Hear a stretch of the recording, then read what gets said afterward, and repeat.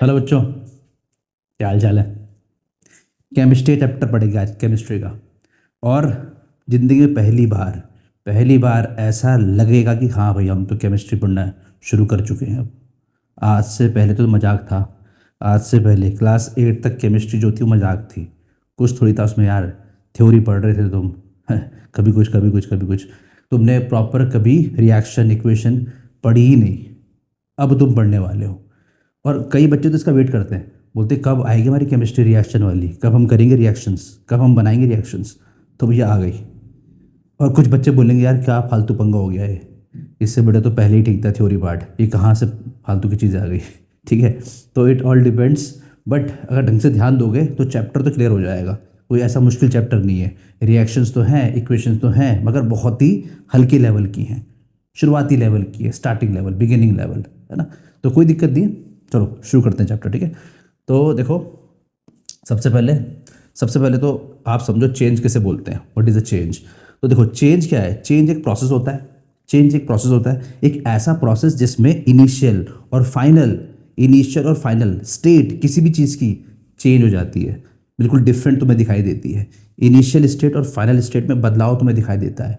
ठीक है। जैसे यहाँ पे लिखा हुआ है कि a change is a process in which the final state of substance is different from its initial state। तो ये कह रहा था आप लोगों को मैं, ये होता क्या है।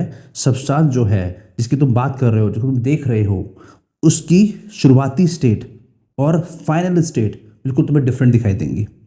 ठीक है। जैसे एग्जांपल लेके चलो कि अगर मैं एक पेज लूँ, एक पेपर लूँ, अगर मैं एक पेपर लूँ और उस पेपर को मैं ऐसे ऐसे फाड़ दूँ, तो पहले पहले तो ये पूरा बड़ा पेपर था।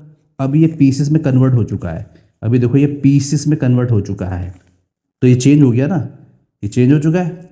और अगर मैं इसी पेपर को आग लगा दूँ, अभी यहाँ पे लाइटर वगैरह मेरे पे है नहीं, बट अगर मैं इसको अभी आग लगा दूँ, इसको बर्न कर दूँ, तो वो किस में कन्वर्ट हो जाएगा, राख में कन्वर्ट हो जाएगा, ऐश में कन्वर्ट हो जाएगा। तो वो भी एक चेंज है। सही बोल रहा हूँ मैं, सही बोल रहा हूँ मैं। तो देखो यहाँ पे ये लिखा हुआ कि a process in which the final state of substance is different from its initial state. हम कह सकते हैं कि उसमें ऑल्टरेशन या फिर ट्रांसफॉर्मेशन हो गया।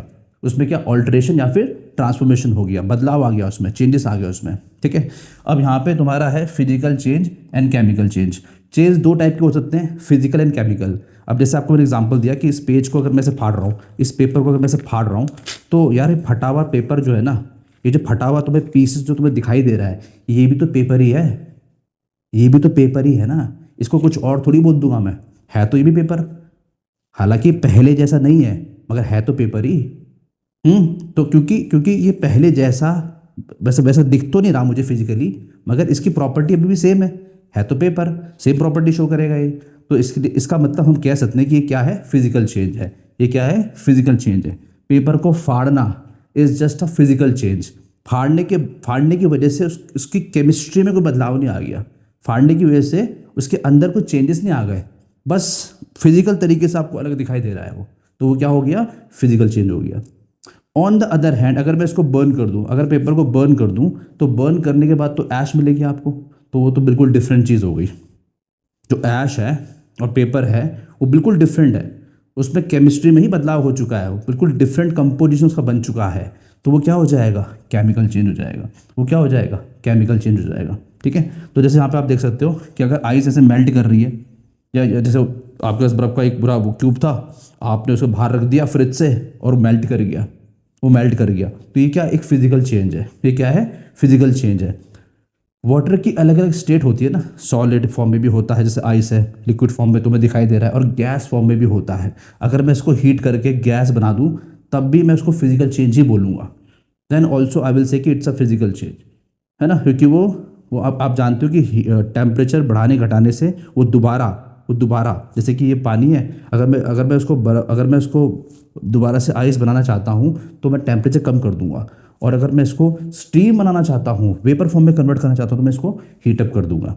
तो टेम्परेचर घटाने बढ़ाने से ही बड़े आराम से आप उसको चेंज कर सकते हो, उसकी स्टेट को चेंज कर सकते हो। तो वो फिजिकल हो जाता है।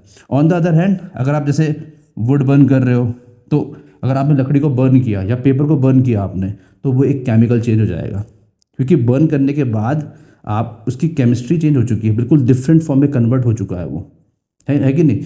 और वो डिफरेंट फॉर्म में जो कन्वर्ट हो चुका है उसको फिर आप दोबारा इतनी आराम से उस फॉर्म में कन्वर्ट नहीं कर पाओगे, या तो कर ही नहीं पाओगे, या तो आप कर ही नहीं पाओगे, और अगर कर पाओगे तो आपको केमिकल रिएक्शंस लगानी पड़ेगी, ऐसे होगा नहीं वो इतना आराम से, ठीक है। और एग्जांपल रस्टिंग ऑफ आयरन हो गया, बेकिंग ऑफ केक हो गया, ये सब क्या है, केमिकल चेंज है। ये सब क्या है, केमिकल चेंज है। यहाँ देखिए अभी बात की थी हमने कि अगर हम पेपर टेयर कर रहे हैं, पेपर को हम फाड़ रहे हैं, तो क्या हो जाएगा, क्या हो जाएगा, क्या हो जाएगा, वो एक फिजिकल चेंज हो जाएगा। ये थोड़ा आगे पीछे हो गया। यहाँ देखिए जैसे आपका ये है, इसको आपने टिल्ट किया, आपने इसको ऐसे मोड़ दिया, ये लिखा ना बैंडिंग अ नेल। तो जब आप नेल को बेंड करते हो तो नेल को बेंड करने का मतलब क्या है, वो तो सिर्फ फिजिकल चेंज है। बैंड हुई नेल भी तो नेल ही है, मुड़ी हुई नेल भी तो नेल ही होती है, कुछ और थोड़ी बन गया वो, उसमें कुछ कुछ केमिकल बदलाव थोड़ी आ गया, है ना। लेकिन अगर अगर नेल में जंग लग जाए, अगर उसमें रस्टिंग हो जाए, तो फिर नई चीज़ बन गई। तो नई चीज़ बनने की वजह से हम कहेंगे क्या हो गया, इसमें केमिकल चेंज हो गया, हम बोलेंगे ये केमिकल चेंज है, ठीक है। लेकिन अगर मैं इसको सिर्फ मोड़ता हूँ, ऐसे ऐसे टिल्ट करता हूँ, तो फिजिकल माना जाएगा, it just a physical change, and ये क्या है, केमिकल चेंज, ठीक है। तो जैसे यहाँ पे लिखा है साफ साफ कि फिजिकल चेंज में कभी भी नया सब्सटेंस फॉर्म नहीं होता, साफ लिखा हुआ no new substance is formed, ठीक है। On the other hand chemical change में नया सब्सटेंस बन जाता है, केमिकल चेंज में नया सब्सटेंस बन जाता है। जैसे कि अगर आप ने भी देखा था कि जब पेपर को हम बर्न कर रहे थे, हम एग्जांपल ले रहे थे ना पेपर बर्निंग का, तो वो ऐश में कन्वर्ट हो गया था, वो राख बन गया था। तो राख एक नई चीज़ है, राख पेपर नहीं है, अभी राख कुछ और बन चुका है, राख इज़ अ डिफरेंट थिंग, है ना। अभी हम आगे पढ़ने वाले रिएक्शंस तब आपको बताएंगे डिटेल में। अभी फिलहाल आपके हिसाब से ये एक्सप्लेनेशन सही रहेगा कि राख जो होती है वो डिफरेंट है, उसका अगर तुम उसे कंपेयर करो पेपर से, बिल्कुल डिफरेंट दिखाई दे रही है आपको, उसकी प्रॉपर्टी डिफरेंट है ना, उसका केमिकल कंपोजिशन अलग है, राइट, ठीक है। एक और चीज़, फिजिकल चेंजेस जो होते हैं वो रिवर्सिबल नेचर के होते हैं। कैसे होते हैं, रिवर्सिबल नेचर के होते हैं फिजिकल चेंजेस। जैसे कि बर्फ़ है, बर्फ़ पिघल के पानी बन गया, तो अगर टेम्परेचर कम करोगे तो फिर से वो बर्फ़ बन जाएगा, तो it's a reversible change. Reversible बोले तो जो वापस अपनी इनिशियल स्टेट पे आ सकता है ना, जो वापस अपनी इनिशियल स्टेट पे आ सकता है फाइनल स्टेट से, ठीक है, उसको हम बोलते हैं reversible change. On the other hand अगर हम बात करें केमिकल चेंज की, तो वो जनरली इरिवर्सिबल होते हैं, दे आर जनरली इरिवर्सिबल, है ना, या इरिवर्सिबल प्रोसेस होते हैं, they are generally what, irreversible. मतलब कि जैसे आप खुद देखो, अगर यहाँ पे रस्टिंग हो गई है, तो फिर दोबारा से वो अपनी इनिशियल स्टेट पे नहीं जा पाएगा, नहीं जा पाएगा, ध्यान रखिएगा, ठीक है, राइट। आई होप बात क्लियर हो रही होगी आप लोगों को। और कोई भी एग्जांपल ले लो आप, जैसे कि वुड है, अगर वुड को आपने बर्न किया वो राख में कन्वर्ट हो जाएगा, ऐश बन जाएगा, तो ये थोड़ी कि उस ऐश से आप दोबारा से वुड बना सको, है ना। कोई जादू मंत्र किसी को आता हो तो जैसे दिखाते हैं, किसी एनीमे वगैरह में दिखाते हैं ना, या किसी फिल्म में दिखाते हैं, जो तो फैंटेसी फिक्शन फिल्म होती है कि ऐसे जादू मंत्र किया दोबारा से वो बन गया, बट ऐसा असली में पॉसिबल नहीं है, ऐसा रियलिटी में पॉसिबल नहीं हो सकता, ठीक है। चलो भाई, ये तो बहुत ही बेसिक था, आई होप ये बात क्लियर हुई है। आगे चलते हैं, now let's talk about chemical change. तो केमिकल चेंज क्या बच्चों, what is a chemical change? भाई सीधी सी बात है, केमिकल चेंज कैसे बोलते हैं हम? Chemical change occur when substance combine with another substance to form a new substance. Chemical change तब होता है जब कोई सब्सटेंस किसी और चीज़ से कंबाइन होके कोई नई चीज़ बना दे, तो हम बोलते हैं भाई केमिकल चेंज हो गया। तो हम क्या बोलते हैं, केमिकल चेंज हो गया। अच्छा, सिर्फ इतना ही नहीं बोलेंगे कि कंबाइन हो जाए, क्या पता सब्सटेंस खुद ब्रेक हो जाए, ठीक है। मतलब कहने मतलब ये है कि न्यू सब्सटेंस फॉर्मेशन होना चाहिए, न्यू सब्सटेंस बनना चाहिए। अब चाहे वो कंबाइन होके बने या फिर वो ब्रेक होके बने, है ना, चाहे वो कंबाइन होके बने या ब्रेक होके बने, राइट। तो हम बोलेंगे भाई केमिकल चेंज हो गया। जैसे कि देखो आप, ये क्या है, बर्निंग है, केमिकल चेंज है। ये क्या है, कुकिंग, केमिकल चेंज है। ये क्या है, रस्टिंग, केमिकल चेंज है। ये सब केमिकल चेंज होते हैं। इससे पहले हमने पढ़ा था कि तुम्हारा जो केमिकल चेंज है वो इरिवर्सिबल नेचर का होता है। तो ये देखो, अगर लकड़ी जल जाएगी तो दोबारा वो लकड़ी में कन्वर्ट नहीं हो पाएगी, वो ऐश बन जाएगा ना। अगर आपने खाना पका दिया, जैसे एग्जांपल लेके चलो, आप खाना पका रहे हो, तो खाना पकाने से पहले, सब्जी पकाने से पहले आप उसे चॉप करते हो, कट करते हो। आपने तोरी ली, आपने तोरी कट कर दी। अब जो कटी हुई तोरी है और जो शुरुआत वाली तोरी थी, वो तो फिजिकल चेंज माना जाएगा, क्योंकि कटी हुई तोरी भी तोरी होती है। ये थोड़ी कि तोरी कट करी और वो कन्वर्ट हो गया पनीर में। नहीं नहीं नहीं, वो भी तोरी ही रहेगी, वो पनीर नहीं बन जाएगी, तोरी ही रहेगी, ठीक है। लेकिन लेकिन जब आप कुक कर देते हो ना, कुक करने के बाद केमिकल चेंजेस आते हैं, हीट की वजह से केमिकल चेंजेस आते हैं मॉलिक्यूलर लेवल पे कुछ, मतलब हम कह सकते हैं कि वो एक अलग फॉर्म में कन्वर्ट हो जाएगा। तो पकाने के बाद वो फिर उसको वो नहीं बोलेंगे हम कि भाई वो वैसा वाला कच्चा वाला तोरी रह गया है वो, हालांकि पकाने के बाद भी तोरी है, सब्जी तो तोरी की रहेगी। अब आप बोलोगे सर तोरी की सब्जी क्यों ले लिया आपने, कुछ और सब्जी ले लेते, तोरी तो हमको पसंद नहीं आती, ठीक है कोई बात नहीं। तो चलो कुछ और, तुम कुछ और एग्जांपल समझ लो दिमाग में अपने जो तुम्हें पसंद आता है। बात यह है कि जब तुम इसे कुक करोगे ना, तो कुक करने के बाद केमिकल बदलाव आते हैं उसमें, उसकी वजह से वो नई चीज़ में कन्वर्ट हो जाता है। तो कुक करने के बाद जो तुमको तोरी की सब्जी मिलेगी, ठीक है, वो तुम उसको दोबारा से रॉ तोरी नहीं बना सकते, ठीक है, और उसका कंपोजिशन भी अलग हो जाएगा। अब कुछ बच्चे बोल सकते हैं सर ऐसे तो कटी हुई तोरी को भी हम दोबारा नहीं बना सकते। हाँ बात सही है, जैसे कि फटे पेपर को हम दोबारा से पेपर नहीं बना सकते, मगर ये फटा हुआ पेपर है तो पेपर ही ना, है तो पेपर ही, प्रॉपर्टी तो वही शो करेगा पेपर वाली। वैसे ही कटी हुई तोरी भी प्रॉपर्टी तोरी की शो करती है, रॉ तोरी की, बड़ी तोरी की। मगर पकी हुई तोरी इज डिफरेंट, कुक की हुई तोरी इज डिफरेंट। ओके, तो ये भी क्या है आपका केमिकल चेंज। रस्टिंग भी क्या है, केमिकल चेंज।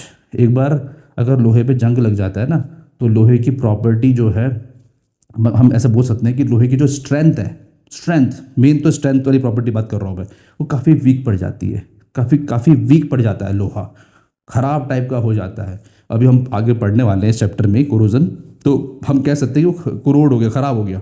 तो ये भी क्या है, एक केमिकल चेंज है, क्योंकि उसमें कंपोजिशन में ही चेंजेस आ गए हैं, एक अलग फॉर्म में कन्वर्ट हो गया है वो। ये जो जंग है ना, जो बाहर तुम्हें दिखाई दे रहा है रेडिश ब्राउन कलर का, ये लोहा नहीं बच्चों, इट्स नॉट लोहा any more, it's not iron any more, ये कुछ और चीज़ में कन्वर्ट हो चुका है, ये कुछ और चीज़ बन चुका है, ठीक है। चलिए नेक्स्ट देख लेते हैं। आगे आपका chemical reaction very important, exam में डेफिनेशन डायरेक्ट भी आती है, आपसे पूछ लेते हैं डिफाइन केमिकल रिएक्शन।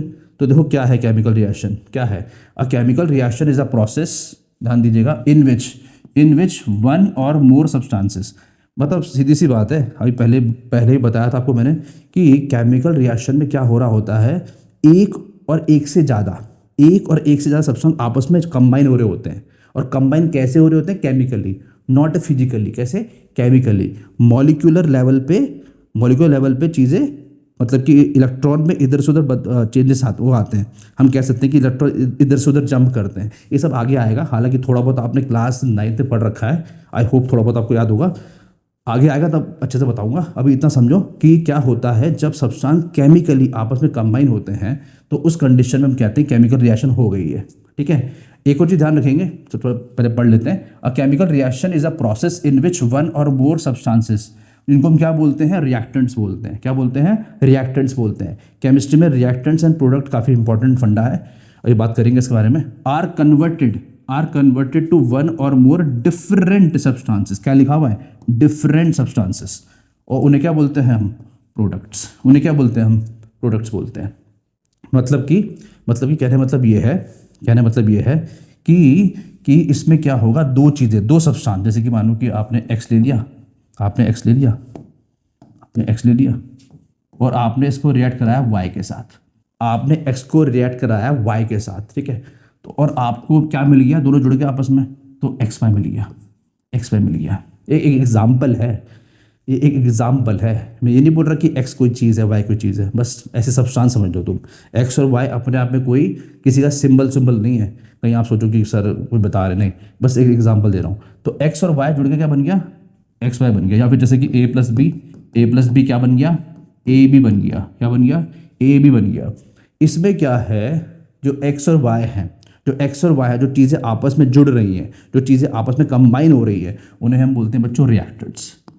क्या बोलते हैं, रिएक्टेंट्स, ठीक है। तो रिएक्टेंट्स को हम ऐसे डिफाइन करते हैं कि the substances which get combined in a chemical reaction, ठीक है। और ये जो बनकर तैयार हुआ है, केमिकल रिएक्शन होने के बाद, इसको हम बोलते हैं बच्चों प्रोडक्ट। अब ये नहीं कि सिर्फ एक ही बनेगा, और भी बन सकते हैं प्रोडक्ट, एक या एक से ज़्यादा भी बन सकते हैं, ठीक है, जैसे यहाँ पे लिखा भी है कि आर कन्वर्टेड टू क्या, वन और मोर डिफरेंट सब्सटेंसेस। तो ज़्यादा भी बन सकते हैं, मैंने बस आपको एग्जांपल दिया है, लेकिन आप हम ऐसा बोल सकते हैं कि क्या पता और भी बन जाए साथ में। इट डिपेंड्स, वो डिपेंड करता है, अभी सब आप आगे पढ़ने वाले हो, सब कुछ पढ़ने वाले हो आप, ठीक है। अभी सिर्फ इतना समझना है कि केमिकल रिएक्शन क्या होती है, क्या होती है केमिकल रिएक्शन, जिसमें रिएक्टेंट आपस में कंबाइन होकर प्रोडक्ट बनाते हैं, ठीक है, आसान भाषा में रिएक्टेंट्स आपस में कंबाइन होकर प्रोडक्ट बनाते हैं, ठीक है। आई होप बात क्लियर हो रही होगी। यहाँ पे एक एग्जांपल है तो थोड़ा समझ लेते हैं। देखो ये आपके पास एक क्या है, मैग्नीशियम रिबन है, ठीक है, आपके पास एक मैग्नीशियम रिबन है। अब अगर वो रिबन मैग्नीशियम का है तो उसका फॉर्मूला हो जाता है Mg। Mg is the symbol for magnesium. ये पढ़ रखा है क्लास 9th में, आई होप सो याद होगा, है मैग्नीशियम का सिंबल Mg, ठीक है, Mg। और हमने इसको बर्न करा, हमने मैग्नीशियम रिबन को बर्न करना शुरू कर दिया। तो हमेशा ध्यान रखेंगे, बर्निंग एक कंबशन रिएक्शन है, उसका मतलब होता है reaction with oxygen, reaction with oxygen. Burning मतलब क्या होता है, रिएक्शन विद ऑक्सीजन। तो इसको रिएक्ट कराओ ऑक्सीजन के साथ। ऑक्सीजन क्योंकि एक नॉन मेटल है तो हमेशा आपस में जुड़ के मॉलिक्यूल बना लेता है, इसीलिए O2 बोलेंगे, सिंगल O नहीं बोलेंगे कभी गलती से भी, O2 बोलेंगे। रिएक्शन के बाद क्या होगा, जैसे यहाँ पे सब कुछ लिखा हुआ है, ये रिएक्शन के बाद क्या होगा, ये दोनों आपस में कंबाइन हो जाएंगे। जैसे हमको पता ही है कि केमिकल रिएक्शन में ऐसे कुछ होता है कि चीज़ें आपस में कंबाइन हो जाती हैं या फिर कोई चीज़ ब्रेक हो जाती है, ठीक है। तो ये कंबाइन हो जाएंगे तो क्या हो जाएगा, MgO। ये क्या है बच्चों, मैग्नीशियम ऑक्साइड। ये क्या है, मैग्नीशियम ऑक्साइड। तो ये तो केमिकल रिएक्शन होगी इसकी। अगर मैं यहाँ पे आपको समझाऊं तो आपने मैग्नीशियम रिबन लिया, आप क्या करते हो, आप मैग्नीशियम रिबन लेते हो, सबसे पहले क्या करते हो आप उस रिबन को, ऐसे मान लो रिबन है, आप क्या करोगे, आप उस रिबन को घिसोगे थोड़ा सा, आप सैंड पेपर से इसको घिसोगे, ऊपर से इसको स्क्रैच करोगे, क्योंकि इसके ऊपर ना बच्चों, अगर ये मैग्नीशियम रिबन है, इसके ऊपर ना ऑक्साइड की लेयर जमी होती है, इसके ऊपर ऑक्साइड की लेयर जमी होती है। मैग्नीशियम एक रिएक्टिव मेटल है, वो रिएक्ट कर देता है एटमॉस्फेरिक ऑक्सीजन के साथ, और उनकी रिएक्शन होने के बाद ऊपर से एक ऑक्साइड की लेयर जम जाती है, ऊपर से मैग्नीशियम ऑक्साइड बन जाता है, ऊपर से क्या होगा, मैग्नीशियम ऑक्साइड बन जाएगा, ठीक है। तो पहले इसे खुरचना जरूरी है, पहले इसको निकालना जरूरी है। जब तक आप इसको नहीं निकालोगे सैंड पेपर से, तब तक उसकी रिएक्शन इससे ढंग से हो नहीं पाएगी, ऑक्सीजन के साथ रिएक्शन ढंग से हो नहीं पाएगी, ठीक है, जिससे हम करना चाहते हैं, कंबशन रिएक्शन नहीं हो पाएगी, ध्यान रखेंगे, ठीक है। तो स्क्रैच करने के बाद क्या होगा, यहाँ हम कह सकते हैं कि हमने यहाँ से स्क्रैच कर दिया तो यहाँ पे मैग्नीशियम बाहर आ गया, प्योर मैग्नीशियम बाहर आ गया। फिर हमने यहाँ पे इसको हीट अप करना शुरू कर दिया, हमने इसको बर्नर के ऊपर रख दिया, आग के ऊपर रख दिया, तो क्या हुआ, हीटिंग और reaction with oxygen, heating and reaction with oxygen. इसका मतलब एक जबरदस्त ऑक्सीडेशन रिएक्शन, ठीक है, कंबशन रिएक्शन। तो रिएक्शन हुई और मैग्नीशियम ऑक्साइड बन गया, ये जल जाएगा बच्चों, ये जल जाएगा और जल के ऐसे राख में कन्वर्ट हो जाएगा। दिख रहा है आपको, ये राख है, देखो ये इसकी ऐश है। तो ये क्या है, मैग्नीशियम ऑक्साइड, ये क्या है, मैग्नीशियम ऑक्साइड, ठीक है। तो ये इसकी रिएक्शन है, ये सब यहाँ पे लिखा हुआ है, आप इसको पढ़ सकते हो, कोई दिक्कत नहीं। देखो यहाँ पे लिखा है ना इन लोगों ने, clean magnesium ribbon about 3 to 4 centimetre long bye rubbing with sand paper. क्यों, उसकी ऑक्साइड की लेयर को निकालने के लिए। Hold it with a pair of tongs, इसको ऐसे होल्ड कीजिए, burn it using a spirit lamp और बर्नर, ठीक है, एंड कलेक्ट द ऐश, देखो लिखा है, सो फॉर्म्ड इन अ, ये आपको दिख रहा है, ये इसे बोलते हैं वॉच ग्लास, इसमें आपने रख दिया इसको, ठीक है, as shown in the figure. Burn the magnesium ribbon keeping it away as far as, एक और चीज़ है, कह रहा है कि इसको थोड़ा दूर रखिए अपने आंखों से, क्योंकि इससे ना बहुत ही ज़बरदस्त फ्लेम बाहर निकलते हैं। जब ये हीट होता है ना, जब आपसे हीट करोगे तो इससे बहुत ही ज़बरदस्त, बहुत ही इंटेंस यूवी रेज निकलती हैं, ठीक है। और फ्लेम जो होता है कैसा होता है, इसका फ्लेम डेजलिंग वाइट फ्लेम, कैसा, डेजलिंग वाइट फ्लेम, याद रखेंगे उसको। कैसी फ्लेम निकलती है, डेजलिंग वाइट फ्लेम निकलती है, बहुत ही इंटेंस, बहुत ही ज़बरदस्त फ्लेम निकलती है। थोड़ा सा डेंजरस भी है बिकॉज आंखों में लगेगी तो दिक्कत हो जाएगी, क्योंकि इसमें यूवी रेज भी होती हैं और यूवी रेज बहुत बदनाम है। यूवी रेज बहुत बदनाम है आंखें ख़राब करने के लिए, इसीलिए बच के रहना पड़ता है इससे, राइट। ठीक है, तो इसका फंडा क्लियर हो गया आप लोगों को। रिएक्शन भी आप लोगों ने देख ली है, थोड़ा इसको बैलेंस भी कर सकते हैं हम। रिएक्शन बैलेंस नहीं है, अभी बैलेंस करना वैसे आगे सिखाऊंगा मैं, बट फिलहाल के लिए समझ लो कि यहाँ पे 2 लगाऊंगा मैं, ताकि मैग्नीशियम यहाँ पे 2 है तो वो यहाँ पे 2 है ना, तो यहाँ पे 2 लगाऊंगा मैं, तो वो बैलेंस हो गया। अब मैग्नीशियम को मैंने बैलेंस कर दिया। ये सब आपको आगे सिखाऊंगा, चिंता की बात नहीं है, ठीक है। अभी इतना ध्यान रखो आप लोग। चलिए आगे चला जाए। नेक्स्ट आपका केमिकल इक्वेशन। नेक्स्ट क्या है? Chemical equation. ध्यान देंगे क्या बोल रहा है, देखो कह रहा है कि chemical equation is the symbolic representation. भाई देखो केमिकल रिएक्शन तो हम लोग कर रहे हैं, है ना, कर रहे हैं, नो डाउट।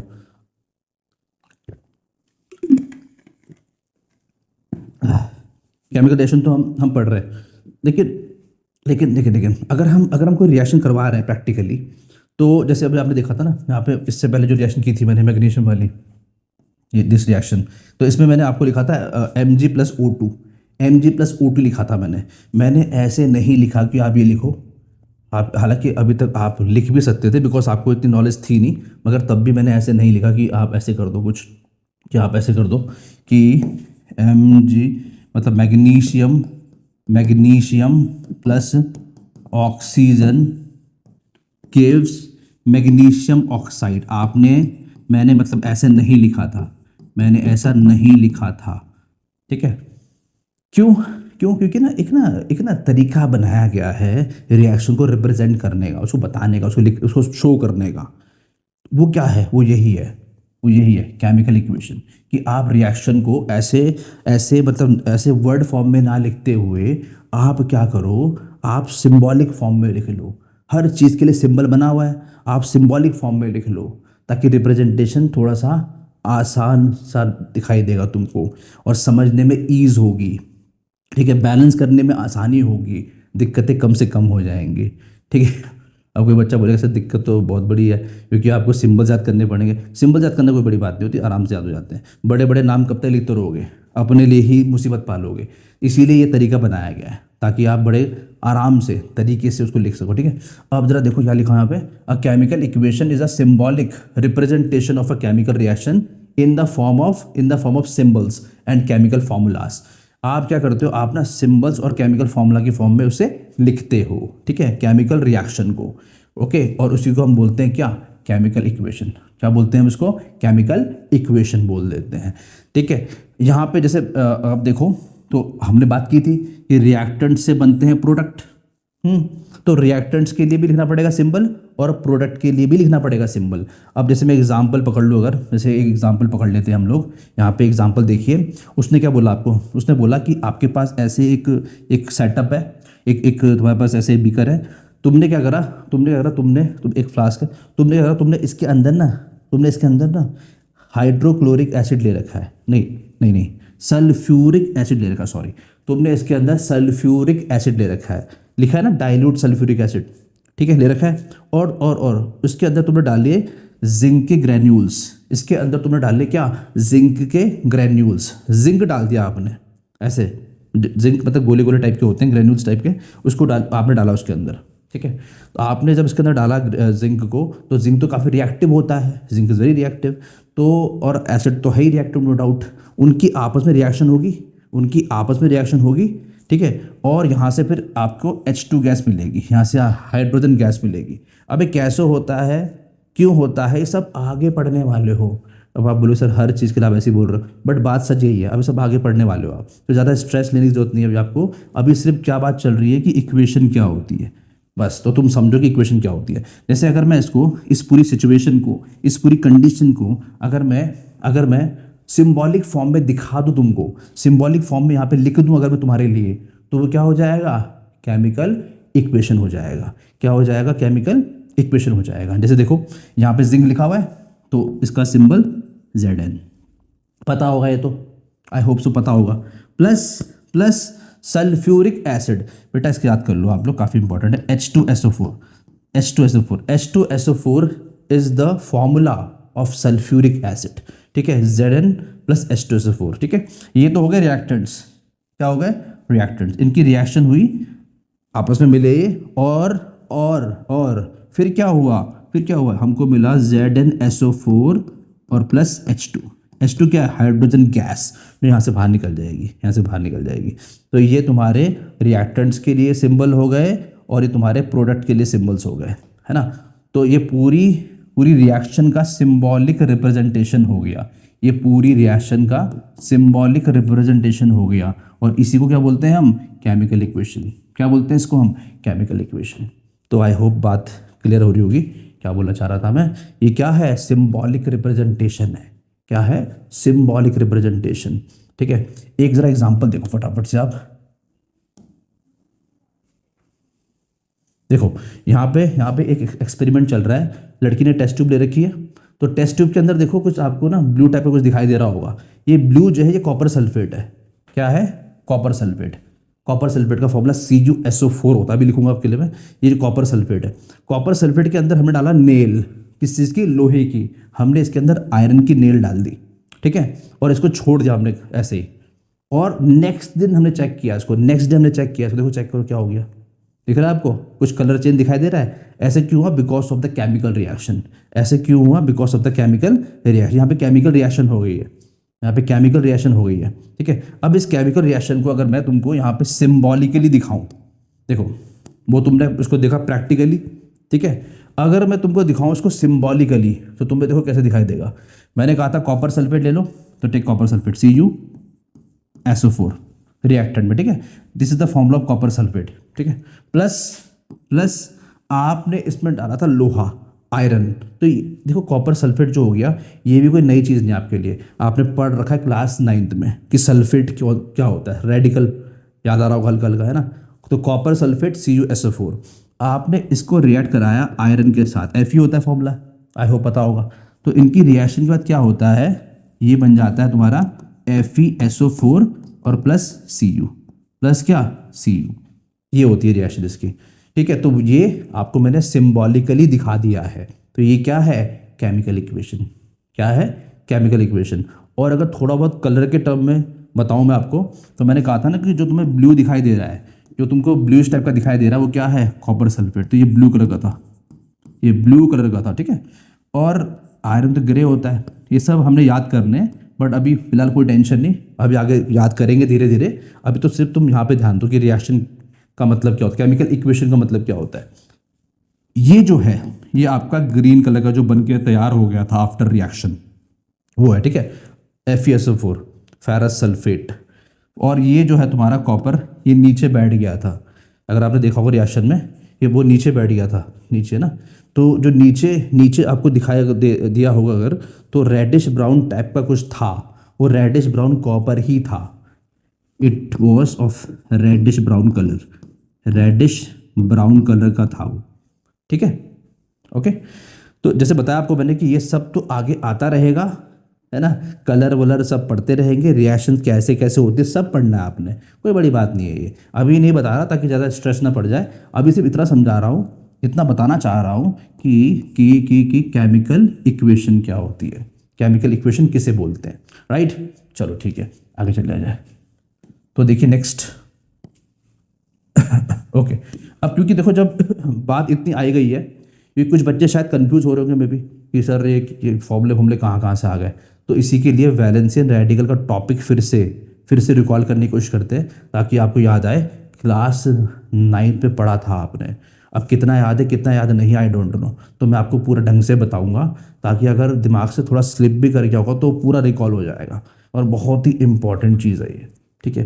तो इसको बताते हैं आपको, तो भैया ढंग से सुन लेना, इस फंडे को शुरू से बताएंगे एकदम अच्छी तरह से, ताकि सब कुछ एकदम क्लियर हो जाए, राइट, ठीक है। तो देखो बच्चों, बात सुनो,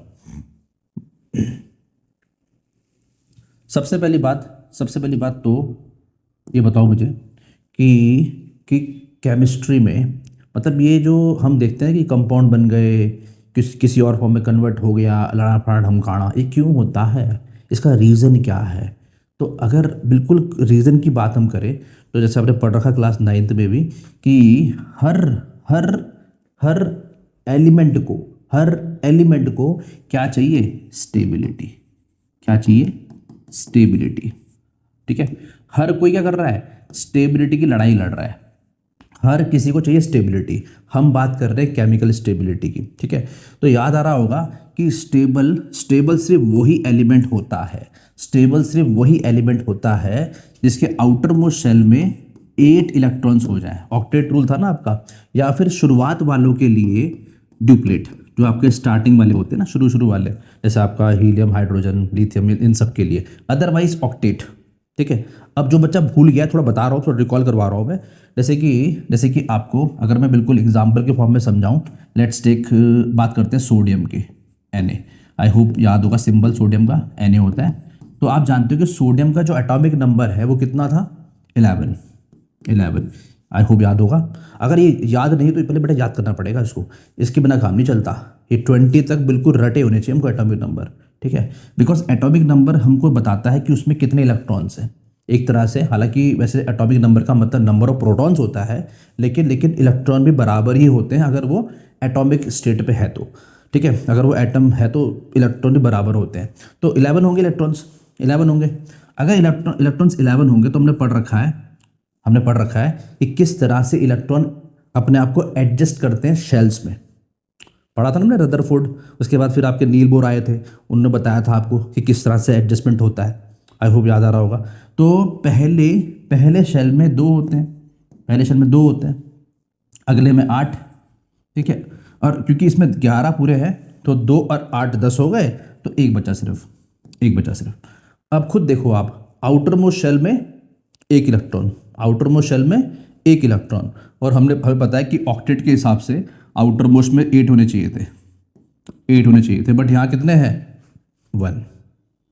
इसका मतलब बड़ा परेशान है सोडियम, और बिल्कुल भी स्टेबल नहीं है। केमिकल स्टेबिलिटी है ही नहीं इसके पास केमिकल स्टेबिलिटी नहीं है, बड़ा परेशान है। अब इसको अपने आप को करना है स्टेबल, ये अपने आप को स्टेबल करना चाहता है, तो क्या करेगा ये? पंगा किस चीज़ का है? पंगा है आउटर मोस्ट शेल का। देखो, अगर थोड़ा सा और अंदर घुसे स्टोरी में, अभी दोबारा इस पर आऊँगा मैं, मगर कुछ चीज़ें और भी रिकॉल करा देता हूँ आप लोगों को मैं। जैसे कि 3 शेल है, तो जैसे ऐसे दिखाई देगा, एक पहला शेल, दूसरा और तीसरा, ऐसे कुछ शेल दिखाई देंगे।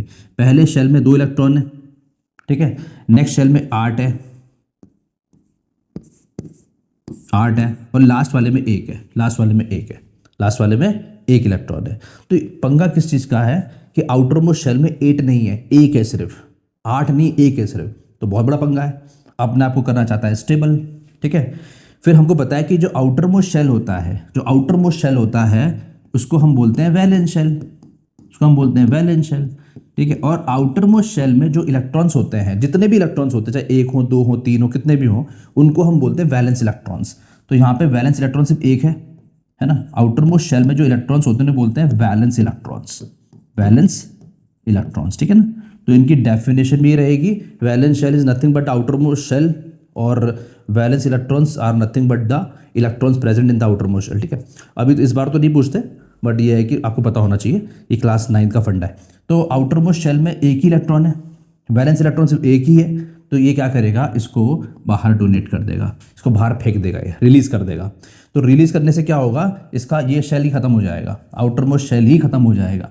तो अब ये क्या हो गया? अगर तुम देखो, सोडियम वो क्या है, 2,8 बन चुका है। ठीक है, 1 तो बाहर चला गया। अब क्योंकि इसने इलेक्ट्रॉन बाहर फेंका है, और तुमको पता होना चाहिए कि एटम जो होता है वो इलेक्ट्रिकली न्यूट्रल होता है। कहने का मतलब ये है कि एटम के पास जितने इलेक्ट्रॉन होते हैं उतने प्रोटॉन भी होते हैं, है ना। एटम के पास जितने इलेक्ट्रॉन्स होते हैं उतने प्रोटॉन्स भी होते हैं। अब क्योंकि यहाँ पे क्या हो रहा है कि उसने इलेक्ट्रॉन को बाहर फेंक दिया तो प्रोटॉन ज़्यादा हो गए। इसका मतलब इसके पास एक एक्स्ट्रा प्रोटॉन हो गया, और वही आपको 1 पॉजिटिव यहाँ दिखाई देता है ना। ये आपको ऐसे 1 पॉजिटिव दिखाई देता है, और वही इसकी वैलेंसी होती है। तो ये था फंडा वैलेंसी का। तो इसकी वैलेंसी कितनी हो गई? 1 पॉजिटिव। कितनी हो गई? 1 पॉजिटिव। कितनी हो गई? 1 पॉजिटिव। ठीक है, और अगर शॉर्टकट देखना चाहते हो तो तुम जानते हो जितने इलेक्ट्रॉन बाहर फेंकेगा उतनी वैलेंसी। 1 बाहर फेंका तो 1 पॉजिटिव, एक बार फेंका तो 1 पॉजिटिव। जब इलेक्ट्रॉन बाहर डोनेट करते हैं तो पॉजिटिव आता है, और जब रिसीव करते हैं तो नेगेटिव आता है। ठीक है, क्या रिकॉल हो रहा है, क्या रिकॉल हो रहा है? आई होप सो रिकॉल हो रहा होगा। और जिसका फंडा एकदम क्लियर है उसको तो मज़ा आ रहा होगा, वो तो पहले ही सब कुछ बता रहा होगा। ठीक है, जिसका थोड़ा सा हल्का कच्चा पक्का है वो क्लियर करते रहो, थोड़ा क्लियर शायद हो भी रहा होगा, है ना। एक और एग्जाम्पल पकड़ लेते हैं फॉर बेटर अंडरस्टैंडिंग। तो अब पकड़ते हैं एग्जाम्पल क्लोरीन का। चलो क्लोरीन का एग्जाम्पल पकड़ लेते हैं। क्लोरीन जो होता है बच्चों, उसका नंबर होता है 17। तो जैसे बताया मैंने कि याद करना पड़ेगा आप लोगों को। अब 17 नंबर है, तो 17 नंबर है तो 2, 8 और 7, 2, 8 और 7। आउटर मोस्ट शेल में 7, आउटर मोस्ट शेल में 7। अब सोचने की बात है, अगर आउटर मोस्ट शेल में 7 हैं तो क्या ये 7 के 7 को बाहर फेंक देगा या फिर एक ले लेगा? आप खुद सोचो। इसके लिए आसान काम क्या है भाई? सीधी सी बात है, ऑक्टेट तो करना पड़ेगा इसको। हर कोई चाहता है अपने आप को स्टेबल करना, हर कोई चाहता है अपने आप को स्टेबल करना। लड़ाई उस चीज़ की होती है ना, तो ये चाहता है कि मैं स्टेबल हो जाऊं।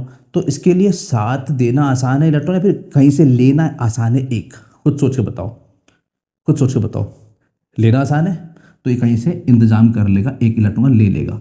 इसका मतलब क्या बन जाएगा? 2, 8, 8 हो गया जी स्टेबल, हो गया जी स्टेबल। और क्योंकि इसने लिया है तो इसीलिए ये Cl1 नेगेटिव हो जाएगा। तो इसकी वैलेंसी क्या है? 1 नेगेटिव।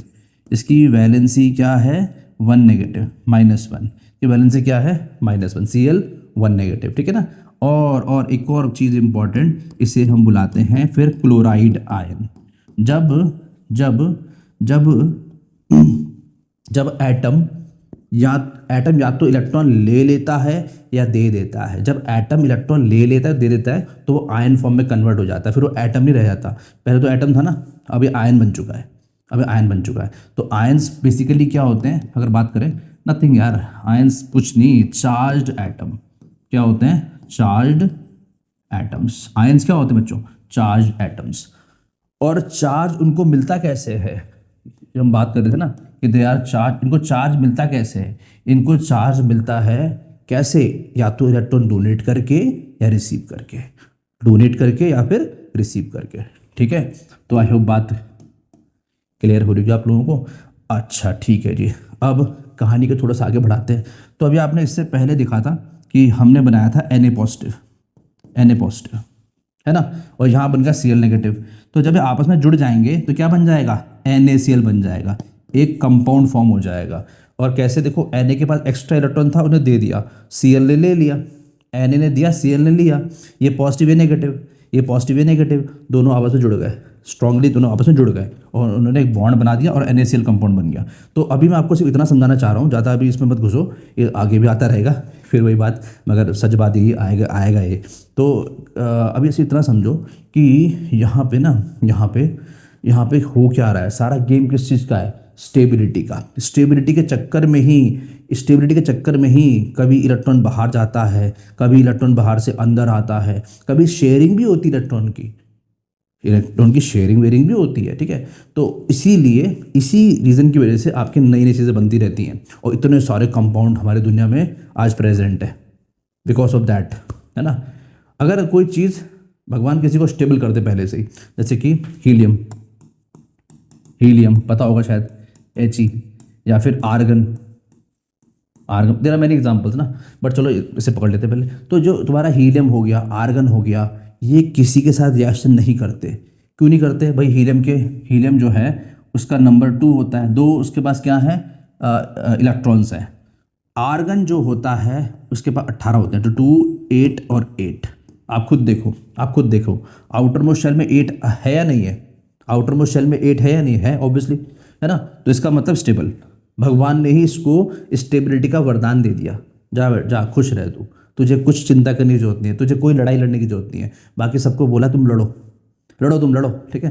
तो इसको भगवान ने स्टेबल कर दिया, इसको स्टेबल कर दिया। तो ये नहीं बनाते कंपाउंड्स, ये कंपाउंड नहीं बनाते नॉर्मल कंडीशन पे, तो खैर नहीं बनाते। ठीक है, कहीं पढ़ लो किसी जगह पे, इंटरनेट वगैरह में बोलो सारे तो बना रहे हैं, नॉर्मल कंडीशन में नहीं बनाते। एक्सट्रीम कंडीशन में तो क्या क्या ना हो जाए यार, छोड़ो, है ना। हम बात कर रहे हैं जनरल कंडीशन की, उसमें नहीं बनता कभी भी, उसमें स्टेबल रहता है। ठीक है, तो आई होप ये कुछ रिकॉल हुआ होगा आप लोगों को, बात क्लियर हो रही होगी, ठीक है। तो यही था फंडा आपका वैलेंसी का, ऐसे आपकी वैलेंसी निकलती थी। अब जैसे मैग्नीशियम, अब देखो अब तो आप सब कुछ रिकॉल कर पाओगे, ऐसी बात नहीं है। अब जैसे अगर मैं आपको बोलूँ कि बताओ बताओ क्या होती है मैग्नीशियम की, तो मैग्नीशियम की वैलेंसी और चुटकी में निकाल लोगे। मैग्नीशियम का नंबर क्या था बच्चों, 12, है ना। क्या हो जाएगा 2,8,2, तो क्या 2 पॉजिटिव, साफ चल रहा, पता डोनेट कर देगा, तो Mg 2 पॉजिटिव। अगर मैं आपको बोलूँ कि बताओ क्या है वैलेंसी सल्फर की, क्या है वैलेंसी सल्फर की, तो सल्फर का नंबर क्या बच्चों 16 होता है ना। क्या हो जाएगा 2,8,6, तो 2 रिसीव करेगा, इसका मतलब 2 नेगेटिव, 2 नेगेटिव। एक और चीज़ समझने की है इंपॉर्टेंट, कि जैसे इसको तो हम बोलेंगे मैग्नीशियम आयन, इसे मैग्नीशियम ही बोलेंगे, इसको हम मैग्नीशियम ही बोलेंगे, लेकिन नेगेटिव वाले को इसको भी सल्फर नहीं बोलते बच्चों, नेवर, इसको हम सल्फर नहीं बोलते, सल्फाइड बोलते हैं। पीछे से आइड लग जाता है, आइड, पीछे से आइड लग जाएगा, जैसे कि क्लोराइड, ऑक्साइड, सल्फाइड, हाइड्राइड, ऐसे लग जाता है, ठीक है। नेगेटिव वाले के लिए ऐसा करना पड़ता है हम लोगों को, ठीक है, ठीक है। Okay, now let's talk about radicals. बात करते हैं रेडिकल्स की। तो बच्चों रेडिकल्स यही है, बस रेडिकल में क्या होता है, ग्रुप। कई बार क्या होता है, जैसे कि इनको भी रेडिकल बोल सकते हैं, बट जनरली रेडिकल हम बोलते हैं ग्रुप को। कई बार क्या होता है, पूरा का पूरा ग्रुप बना होता है और वो भी अनस्टेबल रहता है, मतलब कि वो आपस में, हम ऐसे बोल सकते हैं कि उसने इलेक्ट्रॉन डोनेट करके या रिसीव करके अपने आप को उस फॉर्म में कन्वर्ट कर दिया, काफ़ी रिएक्टिव होता है। मैं एग्जांपल देता हूँ, जैसे कि OH हो गया, OH 1 नेगेटिव, है ना, या फिर CO3 2 नेगेटिव। ये क्या था बच्चों, हाइड्रोक्साइड, शायद याद आ रहा होगा, ये क्या है हाइड्रोक्साइड। और ये क्या है बच्चों, ऑक्साइड, सॉरी कार्बोनेट, ये क्या है कार्बोनेट, कार्बोनेट ग्रुप है कि नहीं। There are many other group also, जैसे कि SO4 2 नेगेटिव, क्या होता है सल्फेट, सल्फेट। तो अगर आप देख पा रहे हो यहाँ पे OH आपस में जुड़ रखे हैं, मगर तब भी हम कह सकते हैं कि यहाँ पे 1 नेगेटिव है, मतलब कि अभी इसने इलेक्ट्रॉन शायद डोनेट कर दिया होगा, इलेक्ट्रॉन रिसीव कर लिया होगा, उसकी वजह से इसके पास एक्स्ट्रा इलेक्ट्रॉन आ गए अपने आप को स्टेबल करने के लिए। मगर वो कहते हैं ना कि केमिकल स्टेबिलिटी अचीव करने के लिए, केमिकल स्टेबिलिटी अचीव करने के लिए इसको सेक्रीफाइस करना पड़ा अपनी इलेक्ट्रिकल स्टेबिलिटी को। वो कहते हैं ना कि कुछ पाने के लिए कुछ खोना पड़ता है, तो वही समझ लो तुम कि अपने आप को केमिकली स्टेबल करने के लिए इन्होंने अपनी इलेक्ट्रिकल स्टेबिलिटी को कुर्बान कर दिया। इसीलिए अब ये स्टेबल, इसलिए मतलब हम कह सकते हैं कि ये केमिकली तो स्टेबल है, मगर इलेक्ट्रिकली स्टेबल नहीं है, इलेक्ट्रिकली स्टेबल नहीं है। तो हर किसी पे नेगेटिव साइन लगा हुआ है, हर किसी पे नेगेटिव साइन लगा हुआ है, ठीक है। और इसीलिए ये रिएक्शन करेंगे किसी और चीज़ के साथ। जैसे कि अगर मैं बात करूँ OH की, अगर मैं इसके सामने सोडियम ले आऊँ, सोडियम Na ले आऊँ, Na 1 पॉजिटिव होता है और OH 1 नेगेटिव होता है, तो दोनों जुड़ जाएंगे और क्या बन जाएगा NaOH। वो था ना आपका क्रिस क्रॉस मेथड तरीका, कि इसने दिया इसने ले लिया, तो क्रिस क्रॉस तरीके से कैसे बनते हैं कंपाउंड्स, है ना। अभी करेंगे हम अभी करने वाले हैं। उससे पहले आप एक काम करो, जितने भी रेडिकल्स थे फटाफट से जस्ट गो थ्रू देम, ज़्यादा नहीं, जितना आपके सिलेबस के हिसाब से हैं उतना ही बता रहा हूँ, NCERT के हिसाब से ही, तो उतने ही हम पढ़ लेते हैं। बाकी अगर कुछ एक्स्ट्रा आएंगे तो आपको साथ साथ में बताते चले जाएंगे, कोई दिक्कत नहीं है, ठीक है। तो यहाँ पे देखो, ये तुम्हारे पॉजिटिव वाले हो गए, तो सीधी सी बात है, जो बहुत ही इजी होते हैं, जो अंडर 20 आते हैं, वो तो अगर आपको लर्न भी नहीं होंगे तो आप निकाल सकते हो, कैसे, वैसे ही इलेक्ट्रॉनिक कॉन्फ़िगरेशन से, ठीक है, बहुत आराम से निकल सकते हो। लेकिन जो कुछ नए हैं, जो अंडर 20 नहीं आते हैं, उनको याद करने में भलाई रहती है, उनको याद करना ही सही रहता है। उसके अलावा कुछ आपके ऐसी चीज़ें भी होती हैं जो वेरिएबल वैलेंसी जो करती हैं, जिनकी वैलेंसी 1 नहीं 2-3 हो सकती हैं, तो उनको भी याद करना चाहिए हम लोगों को, ठीक है। तो ये सब पहले की चीज़ें हैं, कुछ ज़्यादा इसमें मैं घुसूंगा नहीं, आई होप आपको पहले से याद ही होंगी, बस आपको रिकॉल करना होगा। और याद नहीं है तो याद अब करना पड़ेगा बच्चों, अब याद करना पड़ेगा, बिकॉज वरना तुम बहुत कंफ्यूज हो जाओगे फॉर्मूले वगैरह में, ठीक है। तो देखो, सोडियम का होता है Na1 पॉजिटिव, पता है हम लोगों को, पोटेशियम का K पॉजिटिव, ये सब के सब तुम्हारे हम कह सकते हैं कि सिंगल वाले हैं। ये तुम्हारे वो एलिमेंट्स हैं जिनकी वैलेंसी 1 पॉजिटिव है। इन सब की वैलेंसी क्या है 1 पॉजिटिव, उनको बोलते हैं monovalent actually, we call them monovalent. आप ये वर्ड याद रख सकते हो, काम का है, मोनोवेलेंट है ना, मोनोवेलेंट। ये सब क्या है, मोनोवेलेंट। और ये दो वाले हो गए, ये क्या हो गए, डाइवेलेंट। ये सब क्या है, डाइवेलेंट, डबल वैलेंसी वाले, डाइवेलेंट। ओके, मैग्नीशियम जैसे बात की थी हमने, कैल्शियम Ca2 पॉजिटिव। अब देखो जो अंडर 20 नहीं है उसको मैं स्पेशली मार्क कर रहा हूँ ताकि आपको ध्यान रहे। जैसे कि सिल्वर नहीं आता 20 के अंदर, तो ध्यान रखना पड़ेगा, Ag, Ag सिंबल होता है सिल्वर का, Ag is the symbol of silver, ठीक है। और क्या बोलते हैं, वैलेंसी 1 पॉजिटिव। कॉपर भी अंडर 20 नहीं आता है तो Cu 1 पॉजिटिव। कॉपर में आपके वेरिएबल वैलेंसी भी होती है, क्यूप्रस, क्यूप्रिक, यस, या फिर कॉपर फर्स्ट या कॉपर सेकेंड, है ना। तो ये तुम्हें ध्यान रखना पड़ेगा। तो इसको हम बोलते हैं एक्चुअली क्यूप्रस। क्या बोलते हैं, क्यूप्रस। ये भी आप ध्यान रखिएगा, cuprous. Magnesium Mg2 positive, calcium Ca positive, zinc, zinc नहीं आता है, और ये नहीं आते हैं अंडर 20, तो इसको आपको खास ध्यान रखना पड़ेगा, आपको विशेष ध्यान रखना पड़ेगा इसका आपको। ये, अरे यार क्या हो रहा है, इसका खास ध्यान रखना पड़ेगा। Zinc Zn2 positive, iron second Fe2 positive, copper second Cu2 positive. Iron second, iron 2 जो होता है बच्चों, वो होता है तुम्हारा फेरस। What, ferrous. क्या होता है, क्या होता है, फेरस। और कॉपर सेकेंड बच्चों होता है क्यूप्रिक, क्यूप्रिक, ठीक है। Copper first cuprous, copper second, copper 2 cupric, ठीक है। ओके, नेक्स्ट है आपका एल्यूमिनियम 3 पॉजिटिव, ट्राइवेलेंट हो गया। आयरन थर्ड, आयरन 3 बच्चों इसको बोलते हैं फेरिक, ये होता है आपका फेरिक, ठीक है। Fe3 पॉजिटिव, वैलेंसी क्या, Fe3 positive. Hydrogen H positive, hydride H negative. Hydrogen जो होता है वो एक स्पेशल एलिमेंट है, वो पॉजिटिव नेगेटिव दोनों वैलेंसी शो करता है, वो पॉजिटिव नेगेटिव दोनों ही वैलेंसी शो करता है, तो इसीलिए पॉजिटिव नेगेटिव दोनों दे रखा है। तो जब वो पॉजिटिव है तो हाइड्रोजन बोलेंगे, जब वो पॉजिटिव है हाइड्रोजन बोलेंगे, और जब वो नेगेटिव है तो हाइड्राइड बोलेंगे, बिकॉज नेगेटिव के पीछे आइड आ जाता है, नेगेटिव के पीछे आइड आ जाता है। जैसे कि आप खुद देख लो ना, क्लोराइड, ब्रोमाइड, आयोडाइड। अब ये दोनों भी बिल्कुल नहीं आते, ब्रोमीन और आयोडीन भी नहीं आते, तो इसको भी आपको याद करना चाहिए कि bromide Br1 negative, iodide I1 negative, ठीक है, राइट। ऑक्साइड O2 नेगेटिव, और sulphide S2 negative. Nitride N3 negative, ठीक है, ट्राइवेलेंट हो गया। Okay, now these very important, poly atomic ions हो गए, इनको हम रेडिकल्स बोल सकते हैं। तो अमोनियम आयन का होता है NH4 पॉजिटिव, NH4, और आपके सिलेबस के हिसाब से, वैसे तो खैर हम कह सकते हैं, हाँ, आपके सिलेबस के हिसाब से यही इकलौता ऐसा है जो ग्रुप में है, जो रेडिकल फॉर्म में है और पॉजिटिव है। बाकी सबके सब आपको नेगेटिव दिखाई देंगे, बाकी सब आपको नेगेटिव दिखाई देंगे, राइट। हाइड्रोसाइड आपका हो गया OH नेगेटिव, बात की थी हमने। Nitrate NO3 1 negative, NO3 1 negative. Hydrogen carbonate को बाय कार्बोनेट भी कहते हैं, इसको हम बाय कार्बोनेट भी कहते हैं, ठीक है, we call it by carbonate as well. हाँ, ध्यान रखेंगे इस चीज़ को। तो ये तुम्हारा हाइड्रोजन कार्बोनेट जो है, ये है तुम्हारा HCO3 1 negative, HCO3 1 negative. Then carbonate बताया था CO3 2 नेगेटिव। अब यहाँ पे ध्यान रखने की चीज़ है, सल्फाइट अगर लिखा होगा फाइट तो SO3 है, SO3 है, और सल्फेट लिखा होगा तो SO4 है, और वैलेंसी दोनों की 2 नेगेटिव है, दोनों की 2 नेगेटिव है, वो दिक्कत नहीं है, मगर सिंबल अलग है। सल्फाइट में SO3 है और सल्फेट में SO4 है। आइट वाला कम होता है, 8 वाला थोड़ा ज़्यादा होता है, तुम याद कर सकते हो। जैसे कि यहाँ भी ऐसी था, नाइट्रेट लिखा हुआ, ऐसे एक नाइट्राइट भी होता है, ऐसे एक नाइट्राइट भी होता है, यहाँ पे लिखा नहीं है बट होता है, तो उसका सिंबल तुम्हारा हो जाएगा NO2 sorry 1 negative, NO2 1 negative. इसका NO3 है ना, उसका एक कम कर दो, NO2 कर दो, ठीक है। नेक्स्ट आपका फॉस्फेट भी काफ़ी इंपॉर्टेंट है, PO4 3 नेगेटिव, फॉस्फेट, ठीक है।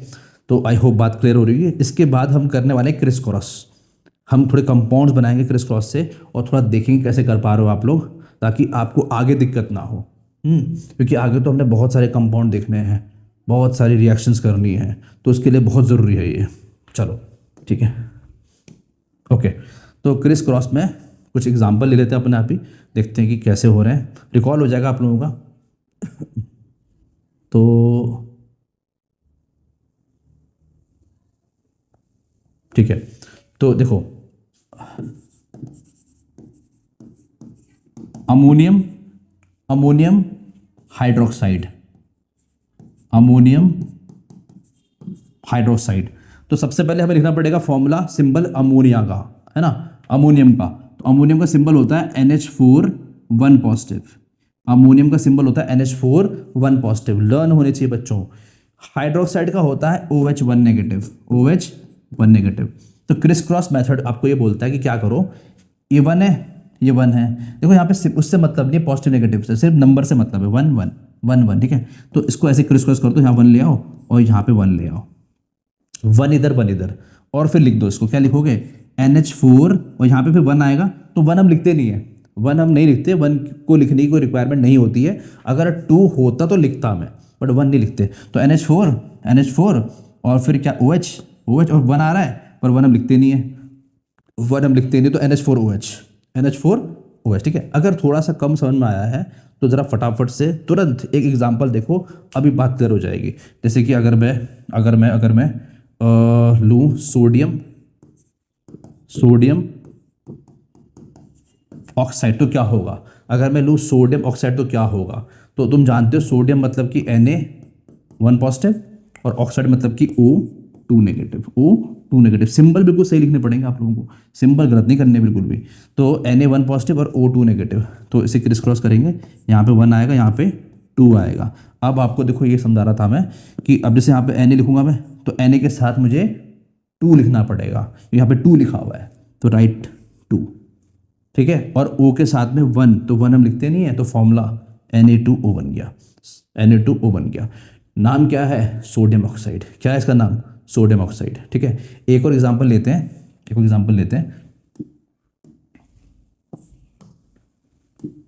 तो देखो अगर हम ले क्या, जिंक और फॉस्फेट, चलो फॉस्फेट ले लेते हैं, जिंक फॉस्फेट, ठीक है, जिंक फॉस्फेट। ओके, तो जिंक जो होता है अंडर 20 नहीं आता है, तो आपको लर्न होना चाहिए, क्या हो जाएगा, Zn2 पॉजिटिव, ठीक है। और फॉस्फेट का बच्चों होता है PO4 3 नेगेटिव। फॉस्फेट ट्राईवैलेंट होता है ना, ट्राईवैलेंट। क्रिस क्रॉस कर दो बच्चों, यहाँ पे 2 आएगा और यहाँ पे 3 आएगा, यहाँ पे 2 यहाँ पे 3 आ जाएगा, ठीक है। इसका मतलब क्या बनेगा फॉर्मूला, Zn3, है ना, 3 आ गया, और फॉस्फेट के साथ PO4 के साथ क्या आएगा, 2 आएगा। तो क्या इसको ऐसे लिखूं मैं 2 को, ये तो फिर 42 बन गया, है कि नहीं। तो इसको ऐसे नहीं लिखने का, यहाँ पे क्या करना पड़ेगा, एक ब्रैकेट लगाना पड़ेगा, यहाँ पे क्या करना पड़ेगा, ब्रैकेट लगाना पड़ेगा, ताकि वो 42 ना बन जाए, ठीक है। तो ये है आपका फॉर्मूला, ये है आपका फॉर्मूला किसका, जिंक फॉस्फेट का, Zn3PO4 होल ट्वाइस, ठीक है, formula of zinc phosphate. Okay, ठीक है। एक और देखो फटाफट से, अगर हम फेरस लें, फेरस क्या होता है बच्चों, Fe2 को बोलते हैं। और इसको हम रिएक्ट करवा दे विद सल्फाइड बोलेंगे ना, सल्फाइड का क्या होता है बच्चों, अच्छा फेरस का तुम्हारा होता है Fe2 पॉजिटिव, आई होप याद आ रहा होगा। सल्फाइड का क्या होता है, S2 नेगेटिव। करो क्रिस क्रॉस, तो यहाँ पे 2 आएगा और यहाँ पे 2 आएगा। तो आई होप आपको याद होगा, और याद नहीं है तो कोई बात नहीं, अभी याद कर लो। जैसे यहाँ पे 2 आ गया ना, 2 तो ये कट जाता है, you can cancel them out. हमेशा सिंप्लीफाइड फॉर्म में रखते हैं, तो ये 1 1 आ गया, इसका मतलब क्या हो जाएगा, FeS, फेरस सल्फाइड। तो क्रिस क्रॉस जो तरीका है बहुत ही अच्छा तरीका है फटाफट से सिंबल बनाने का, है ना, जल्दी से जल्दी सिंबल, मतलब जल्दी से जल्दी फॉर्मूला बनाने का, ठीक है। मगर अंदर की स्टोरी क्या चलती है, अंदर की स्टोरी क्या है ये भी पता हमको होना चाहिए कि भाई हो क्या रहा है, ठीक है। ये तो पल्ले पड़ गए कैसे करते हैं क्रिस क्रॉस, मगर अंदर की स्टोरी क्या है, अंदर की स्टोरी कुछ नहीं, बहुत सिंपल है। देखो चलो एक एग्जांपल और लेता हूँ फिर बताता हूँ। जैसे आपने लिया मैग्नीशियम, Mg मैग्नीशियम होता है ना, और साथ में लिया आपने ऑक्सीजन, तो मैग्नीशियम का 2 पॉजिटिव और ऑक्सीजन का 2 नेगेटिव, 2 नेगेटिव, है ना। यहाँ पे 2 आएगा, यहाँ पे 2 आएगा, कट करेंगे 1 1, इसका मतलब क्या बन जाएगा, MgO, मैग्नीशियम ऑक्साइड। क्या बन जाएगा, मैग्नीशियम ऑक्साइड, MgO। अब बात सुनना, ये तो चलो क्रिस क्रॉस हो गया, मगर अंदर की क्या स्टोरी चल रही है, ऐसे क्या हो रहा है कि हम ऐसे कर रहे हैं। सुनो, देखो सीधी सी बात है, मैग्नीशियम जो है उसका नंबर होता है 12, मैग्नीशियम का नंबर 12 होता है।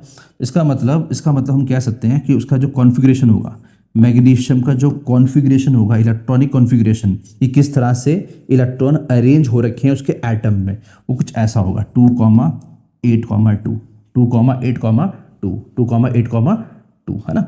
और ऑक्सीजन जो है उसका हो जाएगा 2,6, 2,6। अब तुम खुद देखो किस चीज़ की लड़ाई होती है, लड़ाई किस चीज़ की है, वॉर किस चीज़ का है, स्टेबिलिटी का। किसका, स्टेबिलिटी का।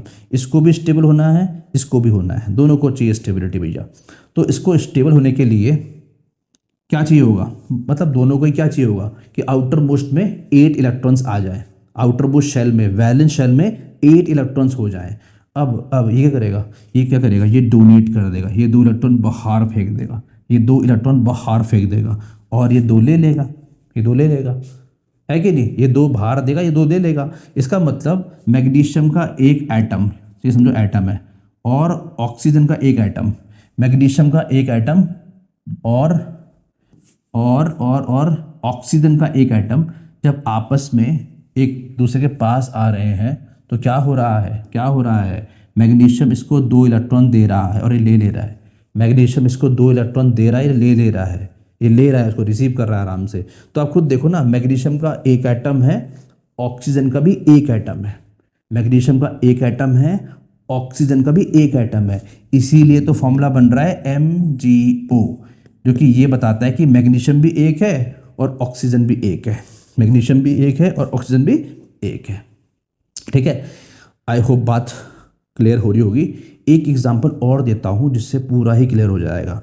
ठीक है, तो देखो ज़रा फटाफट, जैसे कि अगर मैं सोडियम ले लूँ, सोडियम Na, ठीक है, Na1 पॉजिटिव होता है, और इसके साथ में हम ले लें क्या, ऑक्सीजन। ठीक है, पहले करते क्रिस क्रॉस, तो क्या बनेगा फॉर्मूला, Na2O, सोडियम ऑक्साइड। क्या बनेगा फॉर्मूला, सोडियम ऑक्साइड। ठीक है, अब इसकी समझते हैं स्टोरी कि अंदर क्या हो रहा होगा। देखो सीधी सी बात है, सोडियम जो है, सोडियम, अगर तुम सोडियम को देखो, सोडियम का कॉन्फ़िगरेशन क्या होता है 2,8,1, और ऑक्सीजन का क्या होता है 2,6। ठीक है, सोडियम एक दे सकता है, एक देगा अपने आप को स्टेबल करने के लिए, मगर ऑक्सीजन को 2 चाहिए, इसको 2 चाहिए। तो क्या होगा देखो, ऑक्सीजन को 2 चाहिए तो 2 सोडियम आएंगे, और एक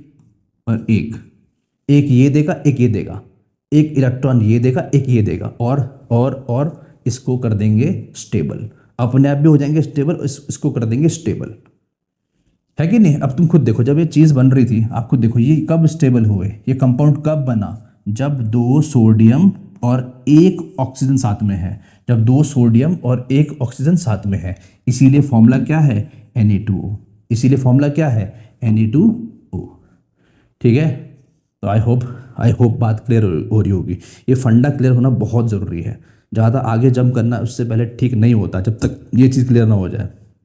ठीक है, तो आई होप अब बात क्लियर हो चुकी है। एक लास्ट और फिर आगे बढ़ जाएंगे हम, लास्ट क्वेश्चन। ठीक है, एल्यूमिनियम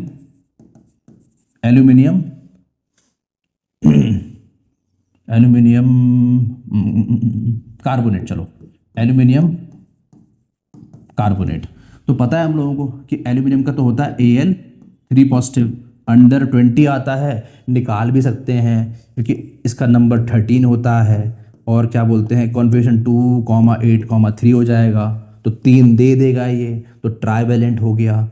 तो इसके लिए बस आपको एटॉमिक नंबर पता होना चाहिए, अगर एटॉमिक नंबर नहीं पता फिर तो भगवान मालिक है, फिर तो कुछ कर सकता नहीं मैं, ये तो याद ही करना पड़ेगा। बात करते कार्बोनेट की, तो इसका तो याद करना पड़ता है, कार्बोनेट का होता है CO3 और 2 नेगेटिव, वैलेंसी 2 नेगेटिव। ठीक है ना, क्रिस क्रॉस करते, 3 यहाँ पे आ जाएगा, 2 इधर आ जाएगा, 3 इधर 2 इधर, है ना। तो फॉर्मूला बन जाएगा Al2 और कार्बोनेट क्या है CO3 और यहाँ पे 3 तो 33 नहीं बनाना उसको, 33 नहीं बनाना उसको, ऐसे ब्रैकेट लगा के 3 लिख देना। Al2CO3 होल थ्राइस, ये आ गया जी फॉर्मूला आपका, ये बन गया जी फॉर्मूला आपका, ये बन गया जी फॉर्मूला आपका। ठीक है, ठीक है, चलो आगे चल लेते हैं। अब तो क्लियर हो चुका तुम लोगों को। ठीक है, ओके। अब बात करते हैं बैलेंसिंग की, कि बैलेंसिंग कैसे करनी है, कि बैलेंस कैसे किया जाए इक्वेशंस को। इक्वेशन बनाना हम सीख गए, क्रिस क्रॉस मैंने इसीलिए कराया ताकि तुमको कंपाउंड लिखते समय दिक्कत ना रहे, है ना। देखो बच्चों, पहले एकदम बेसिक बताते हैं आपको, बेसिक।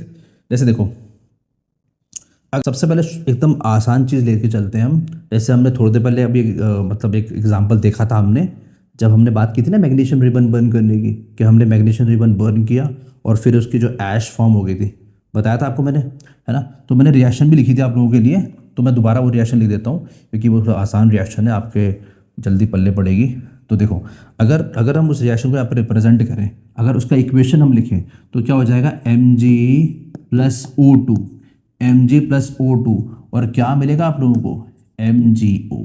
क्या मिलेगा, MgO, मैग्नीशियम ऑक्साइड। क्या मिलेगा, मैग्नीशियम ऑक्साइड। ठीक है, अब तुम खुद जरा इसको ढंग से देखो, देखो जरा इसको तुम, क्या इसमें जो रिएक्टेंट्स हैं और प्रोडक्ट हैं, क्या दोनों तरफ जो तुम्हारे एलिमेंट्स हैं उनके नंबर ऑफ एटम्स बराबर है क्या? तुम चेक करो, बराबर है क्या, चेक करो जरा। देखो, मैग्नीशियम यहाँ पे एक है, यहाँ पे भी एक है, चलो ठीक है, ये तो है बैलेंस्ड। मगर यहाँ पे O2 है और यहाँ पे एक है, 2 है, यहाँ पे एक है, इसका मतलब नहीं है, गड़बड़ है। ठीक है, यहाँ पे 2, यहाँ पे 1, तो कम हो गया ना, हो गया नहीं हो गया, तो ये बैलेंस तो नहीं है बिल्कुल भी, इट्स नॉट बैलेंस्ड, ये बैलेंस फॉर्म में तो नहीं है। तो ध्यान रखेंगे, केमिकल रिएक्शन, अगर तुम केमिकल रिएक्शन को बस ऐसे ही लिख दो अनबैलेंस फॉर्म में, अगर तुम उसको ऐसे लिख दो अनबैलेंस फॉर्म में, जिसमें मतलब कि नंबर ऑफ एटम्स दोनों साइड बराबर ना हो एलिमेंट्स के, तो उसको हम बोलते हैं स्केलेटल फॉर्म। क्या बोलते हैं बच्चों, स्केलेटल फॉर्म, या फिर अनबैलेंस्ड फॉर्म, अगर नंबर ऑफ एटम्स बराबर नहीं है, उसे हम क्या बोलते हैं स्केलेटल फॉर्म बोलते हैं। और अगर नंबर ऑफ एटम बराबर है दोनों साइड, उसे बोलते हैं क्या, बैलेंस्ड फॉर्म, उसे बोलते हैं बैलेंस इक्वेशन बोल सकते हैं। ठीक है, तो एक चीज़ देखो, अगर मैं इसको बैलेंस करूँ, बहुत आसान है ये, तो बहुत ही सिंपल है, आप देख सकते हो। देखो यहाँ पे 2 लिखा है, ऑक्सीजन 2 लिखा है, तो अगर मैं यहाँ पे 2 लगा दूँ तो देखो O बैलेंस हो गया, मगर यहाँ पे 2 लगाने की वजह से यहाँ पे Mg2 हो चुका है, तो यहाँ पे 2 लगा दो, तो ये बैलेंस हो गया। ठीक है, अभी सिखाऊंगा आपको मैं कैसे करते हैं, उसकी चिंता मत करो, पहले थोड़ा सा आगे पढ़ लेते हैं। देखो, अब देखो, तुम खुद देखो, यहाँ पे अगर हम बात करें बैलेंस की, तो क्या लिखा हुआ है, the number of atoms of each element is equal on both the sides of the chemical equation. अगर नंबर ऑफ एटम्स दोनों तरफ बराबर हैं, तो हम बोलेंगे कि जो तुम्हारी केमिकल इक्वेशन है वो बैलेंस फॉर्म में है, वो बैलेंस इक्वेशन है। और अगर बराबर नहीं है तो बोलेंगे स्केलेटल फॉर्म में है, अनबैलेंस्ड है। ठीक है, अब जो तुम्हारी बैलेंस इक्वेशन होती है ना, वो फॉलो करती है किसको, law of conservation of mass को। ऑन द अदर हैंड, जो तुम्हारी अनबैलेंस्ड है वो फॉलो नहीं करती है, वो इस लॉ को फॉलो नहीं करती है, वो law of conservation of mass को फॉलो नहीं करती है। अब क्या बोलता है लॉ ऑफ कंजर्वेशन ऑफ मास, बहुत सिंपल, ये लॉ आपको ये बोलता है कि केमिकल रिएक्शन में ना तो मास क्रिएट होता है और ना ही डिस्ट्रॉय होता है। किसी भी केमिकल रिएक्शन में ना तो मास क्रिएट होगा और ना डिस्ट्रॉय होगा। देखो साफ लिखा हुआ है कि mass is neither created nor destroyed in a chemical reaction. Chemical reaction में ना तो मास क्रिएट होता है और ना तो डिस्ट्रॉय होता है। ठीक है, तो सीधी सी बात है, अगर मैं अनबैलेंस फॉर्म देखूं, जैसे दोबारा लेते हैं इसको, चलो Mg+O2 MgO, अगर मैं अनबैलेंस फॉर्म देखूं तो तुम खुद देखो ना यार, यहाँ पे चलो Mg तो बैलेंस्ड है, मगर O जो था वो इस साइड 2 है, रिएक्टेंट साइड में 2 एटम है ऑक्सीजन के, और प्रोडक्ट साइड में सिर्फ एक ही एटम है। रिएक्टेंट साइड में 2 एटम्स हैं और प्रोडक्ट साइड में सिर्फ और सिर्फ एक ही एटम है। तो एक कहाँ चला गया, एक एटम कहाँ गायब हो गया, उसका मास कहाँ चला गया। केमिकल रिएक्शन में ऐसे कभी भी नहीं होता, ध्यान रखो। केमिकल रिएक्शन में मास कहीं गायब नहीं हो सकता। केमिकल रिएक्शन में कोई मास ऐसे गायब नहीं हो सकता। ऐसा हो सकता है पॉसिबल न्यूक्लियर रिएक्शन में, वो होता है ना न्यूक्लियर बॉम्ब, उसमें ऐसा पॉसिबल हो सकता है एक बारी के लिए, वहाँ होता है। क्योंकि वहाँ क्या होता है, मास कन्वर्ट हो रहा होता है एनर्जी में। वहाँ पे क्या हो रहा होता है, मास कन्वर्ट हो रहा होता है एनर्जी में, इसीलिए बहुत ही ज़बरदस्त एनर्जी बाहर निकलती है, बहुत ही ज़बरदस्त हीट और लाइट बाहर निकलती है, जो कि सब डिस्ट्रॉय कर देती है। मगर यहाँ ऐसा कुछ नहीं है, केमिस्ट्री में ऐसा नहीं होता, केमिकल रिएक्शन में ऐसा नहीं होता है। तो इसका मतलब ये वॉयलेट कर रहा है लॉ को, ये फॉलो नहीं कर रहा, मगर ये फॉलो कर रहा है। जब मैंने बैलेंस कर दिया, जब मैंने इसको बैलेंस कर दिया तो ये फॉलो कर रहा है, ये दोनों साइड बराबर है, दोनों साइड क्या है, बराबर है। ठीक है, चलो जी, अब देखो बैलेंस करते कैसे हैं, उसके रूल आपको सीखने पड़ेंगे कि बैलेंस कैसे किया जाएगा। बहुत आसान होता है, ठीक है। और आपके सिलेबस के हिसाब से तो बहुत ही आसान आसान रिएक्शन आती है बैलेंस करने के लिए, टफ नहीं आती है। टफ सब बाद में आता है क्लास 11-12 में, अभी तो बहुत ईजी है, ठीक है, मगर सीखना पड़ेगा ना। तो ध्यान देंगे ज़रा। देखो सबसे पहले जो आपका रूल है, आपका रूल ये है कि पहले रिएक्शन को लिख दो किसमें, स्केलेटल फॉर्म में ना। सबसे पहले अपनी रिएक्शन को, जिसकी आप बात कर रहे हो, उसको लिख दो स्केलेटल फॉर्म में। जैसे कि ऐसा हो सकता है कि आपको रिएक्शन वर्ड फॉर्म में मिले, ऐसा हो सकता है कि आपको रिएक्शन कैसे, वर्ड फॉर्म में मिले, ठीक है। उसको बोलते हैं वर्ड इक्वेशन। क्या बोलते हैं बच्चों, वर्ड इक्वेशन। जैसे कैसे, क्या मैं एग्जांपल देता हूँ, अगर वर्ड इक्वेशन बात करूँ, जैसे ऐसा हो सकता है कि वो आपको ऐसे बोल दे कि भैया तुम रिएक्शन कराओ मैग्नीशियम की विद ऑक्सीजन, ऐसा बोल सकता है आपको, ऐसा बोल सकता है आपको। ये क्या हो गई, ये वर्ड इक्वेशन हो गई, ये क्या हो गई, वर्ड इक्वेशन हो गई। तो सबसे पहला काम क्या है, इसे स्केलेटल फॉर्म में लिख देना। सबसे पहला काम क्या है, इसको स्केलेटल फॉर्म में लिख देना। तो इसका स्केलेटल फॉर्म क्या होगा, ये होगा ना Mg और प्लस O2, ये हो जाएगा। और हम जानते हैं कि क्या बनता है इसके बाद, MgO बनता है, मैग्नीशियम ऑक्साइड बनता है। क्या पता वो लिखा हो, क्या पता ना लिखा हो, नहीं भी लिखा होगा तो हमें पता ही है कि मैग्नीशियम ऑक्साइड बनता है, ठीक है। तो पहला काम क्या है, इसको स्केलेटल फॉर्म में लिख देना, जो हमने लिख दिया देखो, है ना। उसके बाद कह रहा है कि count how many atoms of each element you have on reactants side versus the product side. आप क्या करो, आप दोनों साइड चेक करो कितने कितने एटम है। जैसे कि देखो Mg प्लस O2, Mg आप चेक कर लो ये कितने कितने एटम। देखो मैग्नीशियम का एक एटम है, उधर भी एक एटम है, यहाँ पे O के 2 एटम है, वहाँ पे एक एटम है, ठीक है। फिर बोल रहा है आपको कि क्या करो, use hit and trial inspection method. और तरीके भी होते करने के, लेकिन आपके हिसाब से बेकार में पंगा क्यों लेना, अभी इतना मुश्किल है ही नहीं, बहुत आसान है। तो अभी आपके हिसाब से इंस्पेक्शन मेथड सबसे बेस्ट है, हिट एंड ट्रायल से बहुत आराम से हो जाता है। तो कह रहा है कि use trial method to balance the number of atoms of each element on both the side. तो एक और चीज़ बोल रहा है टू बैलेंस, ये बहुत इंपॉर्टेंट पॉइंट है। क्या पता कुछ बच्चे कुछ गड़बड़ कर दें, ऐसा होता है, बच्चे स्टार्टिंग में गड़बड़ कर देते हैं जो कि आपने बिल्कुल भी नहीं करनी। जैसे गड़बड़ क्या होती है, लेट सपोज कि इसको बैलेंस कर रहा हूँ मैं, तो मैं एक काम कर दूँ, मैं यहाँ पे O2 लिख दूँ, कभी नहीं करना ऐसे, ठीक है ना, ऐसा कभी नहीं करना। ऐसा बच्चे कर सकते हैं बट आपने कभी नहीं करना। और इसको दिमाग से बिल्कुल इरेज कर दो कि ऐसे कर सकते हैं हम। भाई देखो लगता है कि चलो ठीक है एक काम करते हैं, हमें तो O बैलेंस करना था, यहाँ पर 2 लगा देते हैं, बट ऐसा पॉसिबल नहीं है। क्योंकि ऐसा करने का मतलब मैं फॉर्मूला चेंज कर रहा हूँ, मैंने फॉर्मूला ही चेंज कर दिया, मैंने फॉर्मूले के साथ खिलवाड़ कर दिया, जो कि पॉसिबल नहीं हो पाएगा। जब भी मैग्नीशियम और ऑक्सीजन साथ में जुड़ते हैं तो फॉर्मूला बनता है MgO हमेशा। और क्यों बनता है तुमको मैंने ढंग से बताया था थोड़ी देर पहले, अगर याद आ रहा है तो। क्रिस क्रॉस बताया था ना कि मैग्नीशियम 2 देता है और ऑक्सीजन 2 ले लेता है। मैग्नीशियम ने एक एटम ने 2 दिए, उसने ले लिए, है ना। तो एक मैग्नीशियम का और एक ऑक्सीजन का, तो वहाँ पे ये थोड़ी कि 2 आ जाएंगे ऑक्सीजन के। जैसे अगर मैं फॉर्मूला बना दूँ MgO2, तो इसका मतलब बन रहा है कि आपने एक मैग्नीशियम और 2 ऑक्सीजन ले लिए। अब खुद सोचो, मैग्नीशियम 2 दे सकता है, तो वो 2 तो एक ही ऑक्सीजन ले लेगा ना, तो दूसरा ऑक्सीजन क्या करेगा, वो क्या बैंड बजाएगा, क्या करेगा बैठ के वहाँ पर, ठीक है। तो इसका मतलब ये पॉसिबल ही नहीं है, ये पॉसिबल ही नहीं है फॉर्मूला, क्योंकि मैग्नीशियम 2 देता है और उन 2 इलेक्ट्रॉन्स को ऑक्सीजन का एटम ले लेता है। तो दोनों का अच्छा काम चल रहा है, किसी दूसरे ऑक्सीजन एटम की ज़रूरत यहाँ पे है ही नहीं, है ही नहीं ज़रूरत, इसीलिए फॉर्मूला बनना पॉसिबल ही नहीं है। ध्यान रखना, ये फॉर्मूला बनना पॉसिबल है ही नहीं, राइट।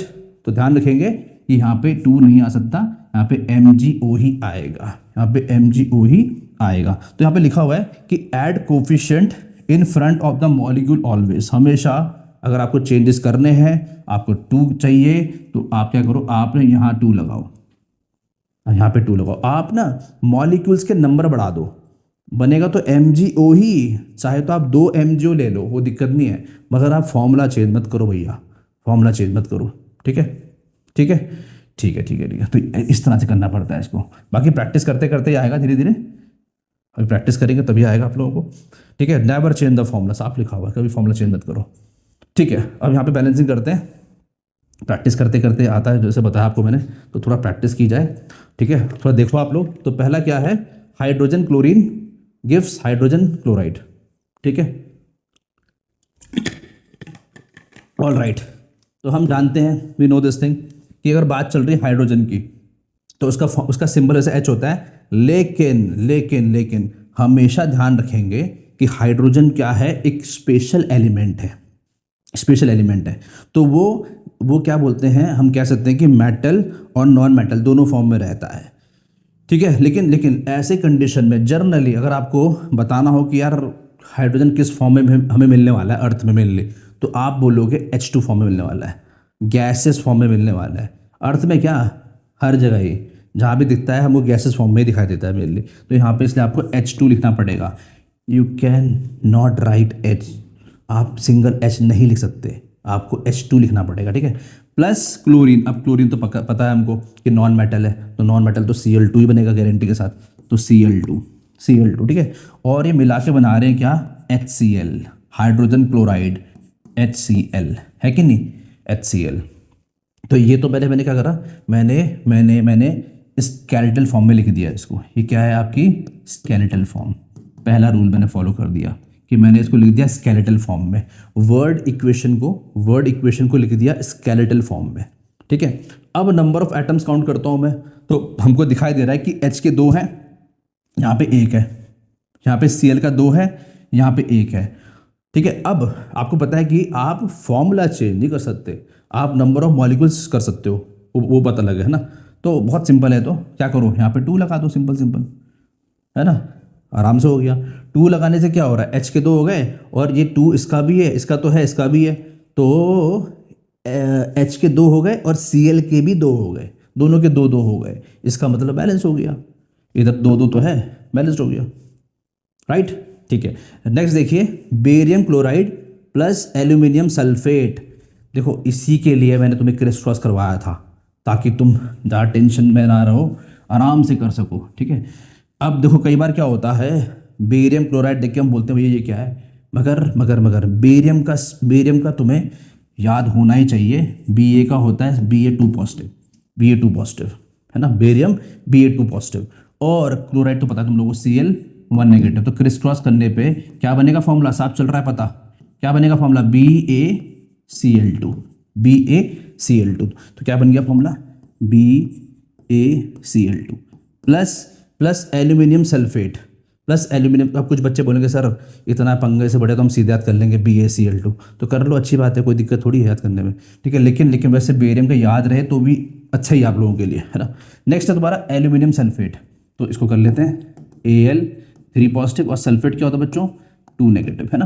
क्रिस क्रॉस करते हैं, यहाँ पे 3, यहाँ पे 2, क्या बनेगा Al2 और SO4, और क्योंकि 3 लिखा हुआ है तो होल थ्राइस, है ना, तो लिख देते हैं यहाँ पे Al2SO4 होल थ्राइस। प्रैक्टिस करते करते आपको रट जाएंगे फॉर्मूले, बड़ी बात नहीं कुछ, बट फिलहाल के लिए तो ऐसे ही करना पड़ेगा, ठीक है। अब यहाँ पे बन रहा है बेरियम सल्फेट, तो BaSO4 खुद कर सकते हो, क्रिस क्रॉस से निकाल सकते हो, बता रखा कैसे करना है, ठीक है। जैसे कि सल्फेट का 2 नेगेटिव होता है ना, तो क्रिस क्रॉस होगा तो BaSO4 बन जाएगा। नेक्स्ट है एल्यूमिनियम क्लोराइड, AlCl3। ओके बच्चों, अब करते हैं इसको बैलेंस, ठीक है। पहला काम क्या होता है, इसको लिख देना स्केलेटल फॉर्म में, लिख दिया हमने। अब नंबर ऑफ एटम काउंट कर लेते हैं, यहाँ पे सिंगल Ba,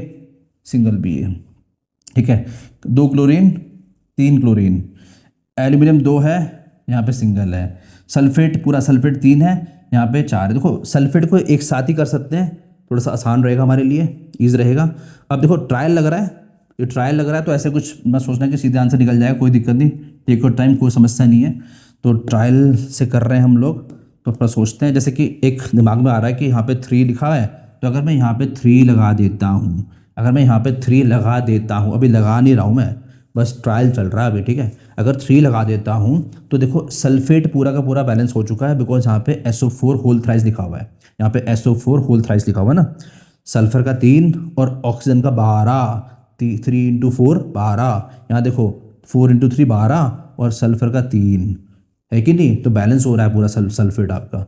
ओके, अच्छी बात है। इससे एक एडवांटेज मिल रहा है, इससे एक फ़ायदा मिल रहा है। फ़ायदा क्या मिल रहा है कि हम, हाँ जी, हम यहाँ पे जब 3 लगाएंगे ना तो बेरियम भी बैलेंस हो जाएगा, यहाँ पे 3 लगाने पे बेरियम भी बैलेंस हो जाएगा। और सबसे बड़ा पंगा जो था, सबसे बड़ा पंगा जो था वो भी दूर हो गया इससे। पता है क्या था पंगा? पंगा ये था कि क्लोरीन यहाँ पे 2 है, यहाँ पे 3 है, यहाँ पे 2 है, यहाँ पे 3 है, और ऑड बनाना थोड़ा मुश्किल हो जाता है हमारे लिए, है कि नहीं। बट अगर ऑड आ जाए, जैसे यहाँ पे 2 है, यहाँ पे 3 है, यहाँ पे 2 है, यहाँ पे 3 है, तो आप ऐसी कंडीशन में, जैसे 2 3 लिखा है ना, तो ऐसी कंडीशन में आप इसका एलसीएम ले सकते हो। कितना आएगा? 6 आएगा, 6 आएगा। मतलब मैं ये बोलना चाह रहा हूँ बेटा कि 2 को 3 नहीं बना पाऊंगा ना मैं, 2 को मैं 3 कैसे बना पाऊंगा? सोचने की बात है। 2 को मैं किसी से भी मल्टीप्लाई करूँ, 3 कहीं बन ही नहीं पाएगा, पॉसिबल नहीं हो पाएगा मेरे लिए, ये बोलना चाह रहा हूँ मैं। इसीलिए मैंने इनका एलसीएम ले लिया, 6 आ गया। अब मैं क्या करूँगा? मैं 6 बनाऊंगा दोनों साइड, और वो बड़े आराम से बन रहा है यार। तो देखो तुम यहाँ पे देखो 6 बन गया, 3 2 जा, और यहाँ पे 2 लगाने पे भी 6 बन जाएगा। और एल्यूमिनियम भी बैलेंस हो गया। देखो Al2 2Al, Al2 और 2Al, ठीक है।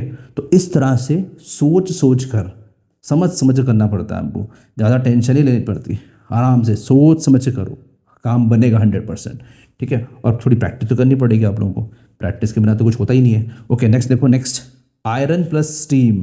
तो बच्चों अगर आयरन की बात हम करें, फॉर्मूला होता है Fe प्लस स्टीम। अब देखो स्टीम क्या है बच्चों, व्हाट इज स्टीम? सीधी सी बात है बच्चों कि तुम चाहे बर्फ़ की बात करो, तुम चाहे लिक्विड वाले वाटर की बात करो जो तुम पीते हो, या तुम वेपर की बात, गैस फॉर्म की बात करो, स्टीम की बात करो, है ना, वेपर स्टीम की बात करो, हर किसी का फॉर्मूला क्या होता है? H2O। हर किसी का फॉर्मूला क्या होता है? H2O। अब पानी चाहे बर्फ़ की फॉर्म में रहे, चाहे वो लिक्विड फॉर्म में रहे जो हम पीते रहते हैं, या वो स्टीम फॉर्म में रहे, केमिकली वो तीनों एक चीज़ है, केमिकली वो तीनों एक ही चीज़ है, कंपोजिशन बिल्कुल अलग नहीं है, एक ही चीज़ है वो, तो फॉर्मूला भी वही रहेगा H2O। तो ठीक है, Fe प्लस H2O, ठीक है, गिव्स मैग्नेटाइट। थोड़ा रटना पड़ेगा, थोड़ा याद करना पड़ेगा। मैग्नेटाइट ना आयरन का वही फॉर्म होता है जो तुम्हारा वो नहीं होता, क्या होता है, चुंबक, मैग्नेट, वो फॉर्म होता है, ठीक है। तो इसका फॉर्मूला होता है बच्चों Fe3O4। थोड़ा याद करना पड़ेगा, कुछ तो याद करना पड़ता है ना, रटना पड़ता है। प्लस H2 गैस, ठीक है, ये हो गया। ऑलराइट, चलो जी बैलेंस करते हैं इसको। पहले हमने लिख दिया इसको स्केलेटल फॉर्म में, अब इसको बैलेंस करते हैं हम। तो अरे यहाँ पे ध्यान दीजिएगा ज़रा, Fe तो अकेला है, उसको हम कभी भी बैलेंस कर सकते हैं, कोई बड़ी बात नहीं है, समझो बात को। देखो ना, यहाँ पे जो भी चेंजेस आएंगे, क्या पता यहाँ पे मुझे F को चेंज करना पड़े, इसको Fe3 के पीछे कुछ लिखना पड़े मुझे, है ना, वो लिखना पड़ेगा, तो उसकी वजह से चेंजेस आएंगे, तो उसको तो मैं लास्ट में एडजस्ट कर सकता हूँ बड़े आराम से। Fe तो आराम से एडजस्ट हो जाएगा। अगर यहाँ पे मैं एक एग्जांपल दे रहा हूँ, अगर यहाँ पे 2 लिख देता हूँ मैं, 6 आ जाएगा, Fe 6 आ जाएगा, यहाँ पे तुम 6 लिख देना। अगर यहाँ पे 3 लिख देता हूँ तो 9 हो गया, तो तुम 9 लिख देना। अगर मैं यहाँ पे 4 लिख देता हूँ, 4 तो 12 हो गया, तो यहाँ तुम 12 लिख देना, वो दिक्कत नहीं है, वो कोई समस्या नहीं है, ठीक है, वो कोई समस्या नहीं है। तो Fe को तुम साइड रखो, आराम से हो जाएगा। तुम और चीज़ें बैलेंस करने पे ज़्यादा ध्यान दो, जैसे कि तुम देखो O कितना 1, कितना 4, H कितना 2, यहाँ 2, तो H तो चलो बैलेंस है, मगर देखो सेम कहानी H के साथ भी है, H भी अकेला है, तो वो भी लास्ट टाइम पे आराम से बैलेंस हो जाएगा। तो समस्या सिर्फ इसकी है, O की, वो थोड़ा फंसा हुआ है ना बीच में, यहाँ पर ही फंसा हुआ है, यहाँ पर भी फंसा हुआ है, तो O को करते हैं बैलेंस। देखो O 4 है, तो अगर मैं एक काम करूँ बच्चों, अगर मैं यहाँ पे 2 लगा दूँ, तो नहीं सॉरी 4 है ना। तो अगर मैं यहाँ पे क्या बोलते हैं 4 लगा दूँ, 4 लगा दूँ, तो उससे क्या होगा बच्चों, ओ कितना हो गया 4 हो गया, ओ कितना हो गया 4 हो गया, है कि नहीं, ओ 4 हो गया, ओ 4 हो गया आपका। तो क्योंकि ओ 4 हो गया है तो एटलीस्ट फिलहाल हम बोल सकते हैं कि ओ तो बैलेंस हो चुका है, ठीक है। मगर यहाँ पे 4 लगाने की वजह से, यहाँ पर 4 लगाने की वजह से एच कितना हो गया, 4 इंटू 2 8 हो गया, एच कितना हो गया 8 हो गया। तो क्या टेंशन, क्या टेंशन, एच तो अकेला है, आराम से हो जाएगा बैलेंस, है ना। 8 यहाँ 4 लगा दो, हो गया जी बैलेंस्ड, एच बैलेंस हो गया, ठीक है, ठीक है जी। एफ ही कितना है 3, ओ बैलेंस हो चुका है, एच बैलेंस हो चुका है, एफ बचता है, एफ ही बचता है सिर्फ, आयरन बचता है सिर्फ, कितना है Fe3 शुरू से बोलता आ रहा हूँ स्टार्टिंग से कि Fe अलग है, आराम से उसको बैलेंस कर सकते हैं हम। तो यहाँ पे 3 लगा दो, यहाँ पे 3 लगा दो, चेक कर लो क्या ये बैलेंस इक्वेशन बन चुकी है क्या।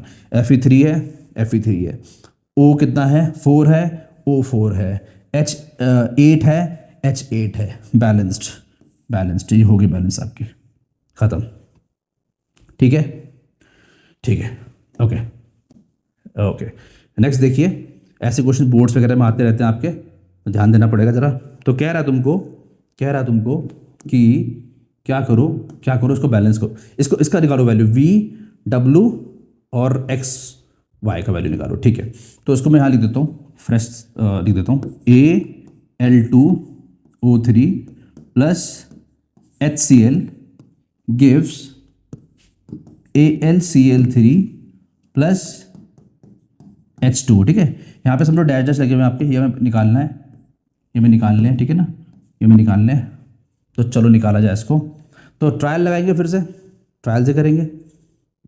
तो देखो बच्चों, यहाँ पे एल्यूमिनियम 2 है, ऑक्सीजन 3 है, यहाँ पे 1 ही है, यहाँ पे क्लोरीन 3, यहाँ पे क्या बोलते हैं 1, ठीक है जी, अच्छी बात है। एक काम कर सकते हैं हम लोग शुरुआत के लिए, एक काम कर सकते हैं, देखो एल्यूमिनियम कितना है बच्चों 2 है, तो अगर मैं यहाँ पे 2 लगा दूँ, बट उसका देखो एक एडवांटेज हमको ये मिल जाएगा कि जब मैं यहाँ पे 2 लगा रहा हूँ, जब मैं यहाँ पे 2 लगा रहा हूँ, तो उससे क्या हो रहा है, एल्यूमिनियम बैलेंस होने के साथ साथ क्लोरीन भी देखो तुम्हारा 3 से 6 बन जाएगा। और मैंने कहा था ना कि ऑड रखना बेकार होता है, ऑड बनाना मुश्किल है, तो उसको इवन फॉर्म में कन्वर्ट करना चाहिए हम लोगों को। तो ये 6 हो गया, सुनो बात, अभी ये फाइनल नहीं है, अभी चल रहा है ना, ये 6 हो गया, तो 6 हो जाएगा। तो यहाँ पे अगर मैं इस जगह पे अगर मैं यहाँ पे 6 लगा देता हूँ तो Cl तो बैलेंस हो गया भैया, एल्यूमिनियम बैलेंस हो चुका है, Cl बैलेंस हो चुका है कि नहीं फिलहाल के लिए, ठीक है। मगर यहाँ पे 6 लगाने की वजह से, यहाँ पर 6 लगाने की वजह से H कितना हो गया 6 हो गया, H 6 हो गया, और वहाँ पे कितना है 2 है, वहाँ पे कितना 2 है। तो अगर यहाँ पे 3 लगा देते हैं हम, यहाँ पे अगर हम 3 पुट कर देते हैं तो ये कितना हो गया 6 हो गया, और ये O कितना हो गया 3 हो गया। और आप देख पा रहे हो यहाँ तो O 3 है, यहाँ तो O 3 है पहले से ही, अच्छी बात है, फिर तो मामला शॉर्ट आउट हो गया। तो यहाँ पे आपको कुछ करने की जरूरत नहीं पड़ेगी, यहाँ पे कुछ लगाने की जरूरत आपको है ही नहीं, बिकॉज मामला पूरा सॉर्ट आउट हो चुका है, इक्वेशन बैलेंस्ड हो चुकी है। आप चेक कर लीजिए कितना है, एल्यूमिनियम 2 है, O कितना है 3 है, H कितना 6 है, Cl 6 है, बैलेंस, ठीक है। इसका मतलब V कितना हो गया, 1 हो गया, है ना, V 1 हो गया, बिकॉज यहाँ पे हमने कुछ लगाया नहीं, तो 1 माना जाएगा। W कितना हो गया, W कितना हो गया 6 हो गया, X कितना हो गया बोलो जरा, X कितना हो गया 2 हो गया, और Y कितना हो गया, Y 3 हो गया, तो दिस इज द आंसर, खत्म, कहानी खत्म, ठीक है। ओके, नेक्स्ट देखिए, CH4 प्लस O2। बच्चों CH4 जो होता है ना, CH4 याद करते रहेंगे, काम की चीज़ है, अभी आगे भी आएगा, बट फिर भी CH4 बेटा होता है मिथेन, क्या होता है मिथेन, ध्यान रखो methane, CH4 is what methane, ठीक है। ओके, तो क्या बोलते हैं, इसको करते हैं बैलेंस, इसको CH4 plus O2 gives CO2 plus H2, तो बच्चों यहाँ देखो, यहाँ पे CH4 प्लस O2 लिखा हुआ, ठीक है, O2, ठीक है। यहाँ पे देखो बच्चों 2 और 1 3, 2 और 1 3, और यहाँ पे कितना 2।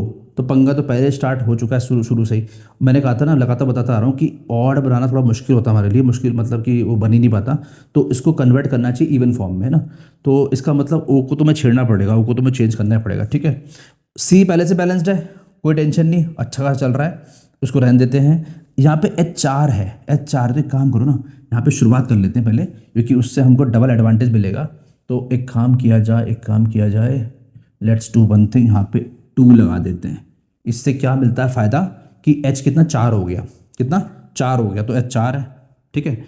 यहाँ पे O2 लगाने की वजह से बहुत ही बड़ा एडवांटेज मिल रहा है कि देखो 2 और 2 4, 2 और 2 4 इवन फॉर्म में कन्वर्ट हो चुका है।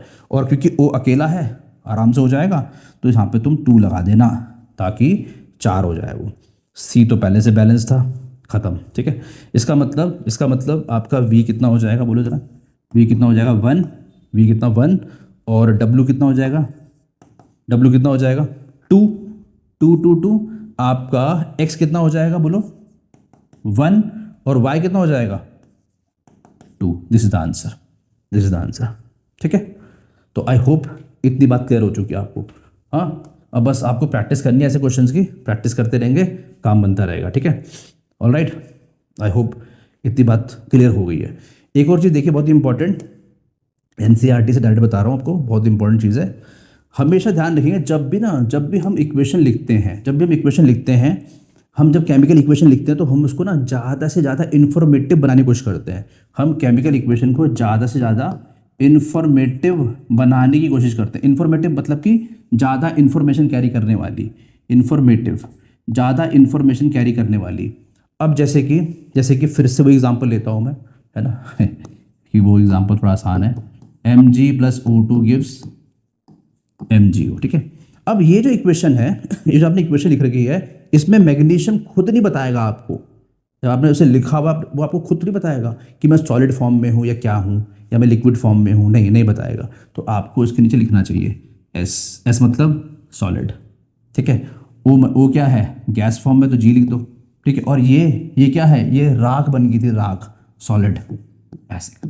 तो हमेशा क्या करो, नीचे उसका फिजिकल स्टेट भी लिख दो, ताकि ज़्यादा इन्फॉर्मेशन कैरी करे आपकी केमिकल इक्वेशन, और आपको पल्ले पड़े, हाँ भाई ठीक है, अच्छी बात है कि भैया इसकी ये थी फिजिकल स्टेट, राइट, ठीक है। तो ये यहाँ पे लिखा हुआ है, देखो यहाँ पे, देखो, take a look at this reaction. हमने एक रिएक्शन देखी थी, और आपको याद आ रहा है तो कौन सी रिएक्शन हमने रिएक्शन देखी थी ना, वो कौन सी वाली, चुंबक वाली, जिसमें तुम्हारा वो था reaction of iron with steam, तो चुंबक बन गया था, मैग्नेटाइट बन गया था। तो वही रिएक्शन है। तो इसमें देखो, यहाँ पे जो आयरन है वो सॉलिड फॉर्म में है, ठीक है। स्टीम जो है गैसेस फॉर्म में है। जो तुम्हारा चुंबक बन के तैयार होगा, जो मैग्नेटाइट बनेगा, वो सॉलिड फॉर्म में है। और जो गैस H2 बन रही थी, वो तो ऑब्वियसली गैस फॉर्म में रहेगा ना, H2।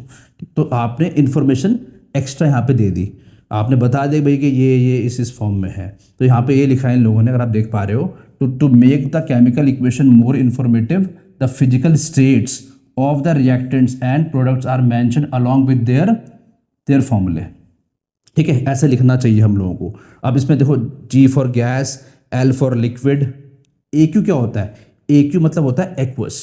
AQ मतलब क्या होता है बच्चों, एक्वस मतलब होता है बच्चों पानी के साथ मिला हुआ। एक्वा मतलब होता है वाटर, एक्वा मतलब वाटर, जैसे होता है ना एक्वा गार्ड, एक्वा फिना, है ना, होता है ना।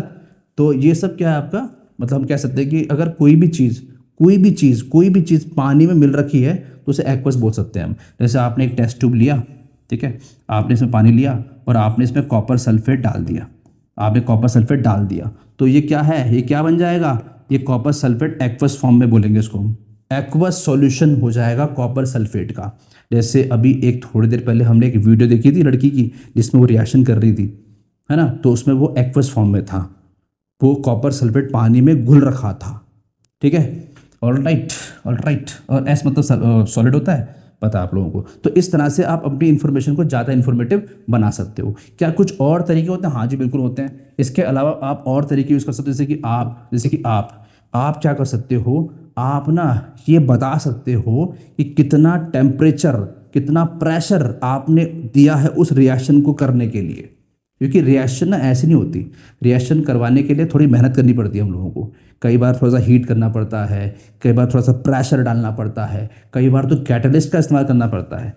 अब क्या होते हैं कैटलिस्ट, बताएंगे अभी। पहले समझो कि अगर आप रिएक्शन कर रहे हो, अगर रिएक्शन शो कर रहे हो, शो केमिकल इक्वेशन दिखा रहे हो अगर आप, तो उसमें क्या करो, उसमें क्या करो, फिजिकल स्टेट दिखाने के साथ साथ तुम ऊपर इस जगह पे ये भी बता दो कि तुम कितना प्रेशर, कितना टेम्परेचर दे रहे हो। देखो जरा यहाँ पे 340 ATM लिखा हुआ है।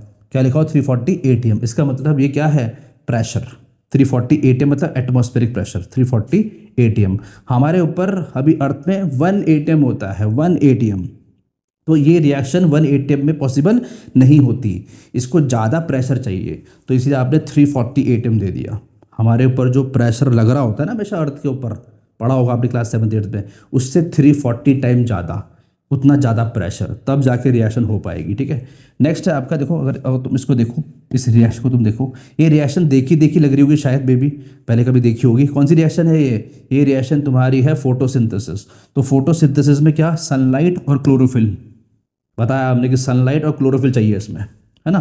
तो इस तरह से हमने रिएक्शन को ज़्यादा इन्फॉर्मेटिव बना दिया, इस तरह से हमने रिएक्शन को ज़्यादा इन्फॉर्मेटिव बना दिया। इसके साथ ही तुम्हें कैटलिस्ट भी बताना चाहिए। कैटलिस्ट जैसे यहाँ पे क्लोरोफिल कैटलिस्ट है, यहाँ पे क्या है, क्लोरोफिल कैटलिस्ट है। अब क्या होता है कैटलिस्ट, कैटलिस्ट कैसे बोलते हैं? तो बच्चों सिंपल सी बात है, कैटलिस्ट आपके वो सब्सटेंस होते हैं, कैटलिस्ट आपके वो सब्सटेंस होते हैं जो जो जो हम कह सकते हैं कि रिएक्शन, केमिकल रिएक्शन के रेट को ऑल्टर करते हैं। क्या करते हैं?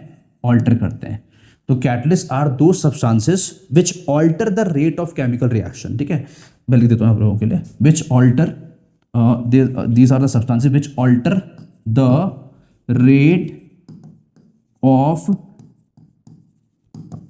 Chemical reaction. कहने का मतलब ये है कि कई बार क्या करते हैं, ये केमिकल रिएक्शन को की स्पीड को बढ़ा देते हैं, स्पीड अप कर देते हैं, कई बार स्पीड को कम कर देते हैं। वो डिपेंड करता है कि आपकी प्रायोरिटी क्या, आपको क्या चाहिए उस रिएक्शन में, है ना। तो कई बार क्या करेंगे, रिएक्शन की स्पीड को तेज कर देंगे, कई बार कम कर देंगे, कई बार तेज कई बार कम। ठीक है, तो ध्यान रखिएगा। तो अगर वो तेज कर रहे हैं तो उनको बोलते हैं पॉजिटिव कैटलिस्ट, अगर वो स्पीड को तेज कर रहे हैं तो बोलते हैं पॉजिटिव कैटलिस्ट, और अगर कम कर रहे हैं तो नेगेटिव कैटलिस्ट बोल देते हैं। अगर वो रिएक्शन की स्पीड को तेज कर रहे हैं तो पॉजिटिव कैटलिस्ट, और कम कर रहे हैं तो नेगेटिव कैटलिस्ट बोल देते हैं। ठीक है, और सबसे इंपॉर्टेंट चीज़ क्या है कि जब रिएक्शन होती है ना तो ये डायरेक्ट पार्टिसिपेट नहीं करते, तो हम यही बोलते हैं कि catalyst are the substances which alter the rate of chemical reaction without participating in the reaction. क्या बोला मैंने? Without participating in the reaction, without participating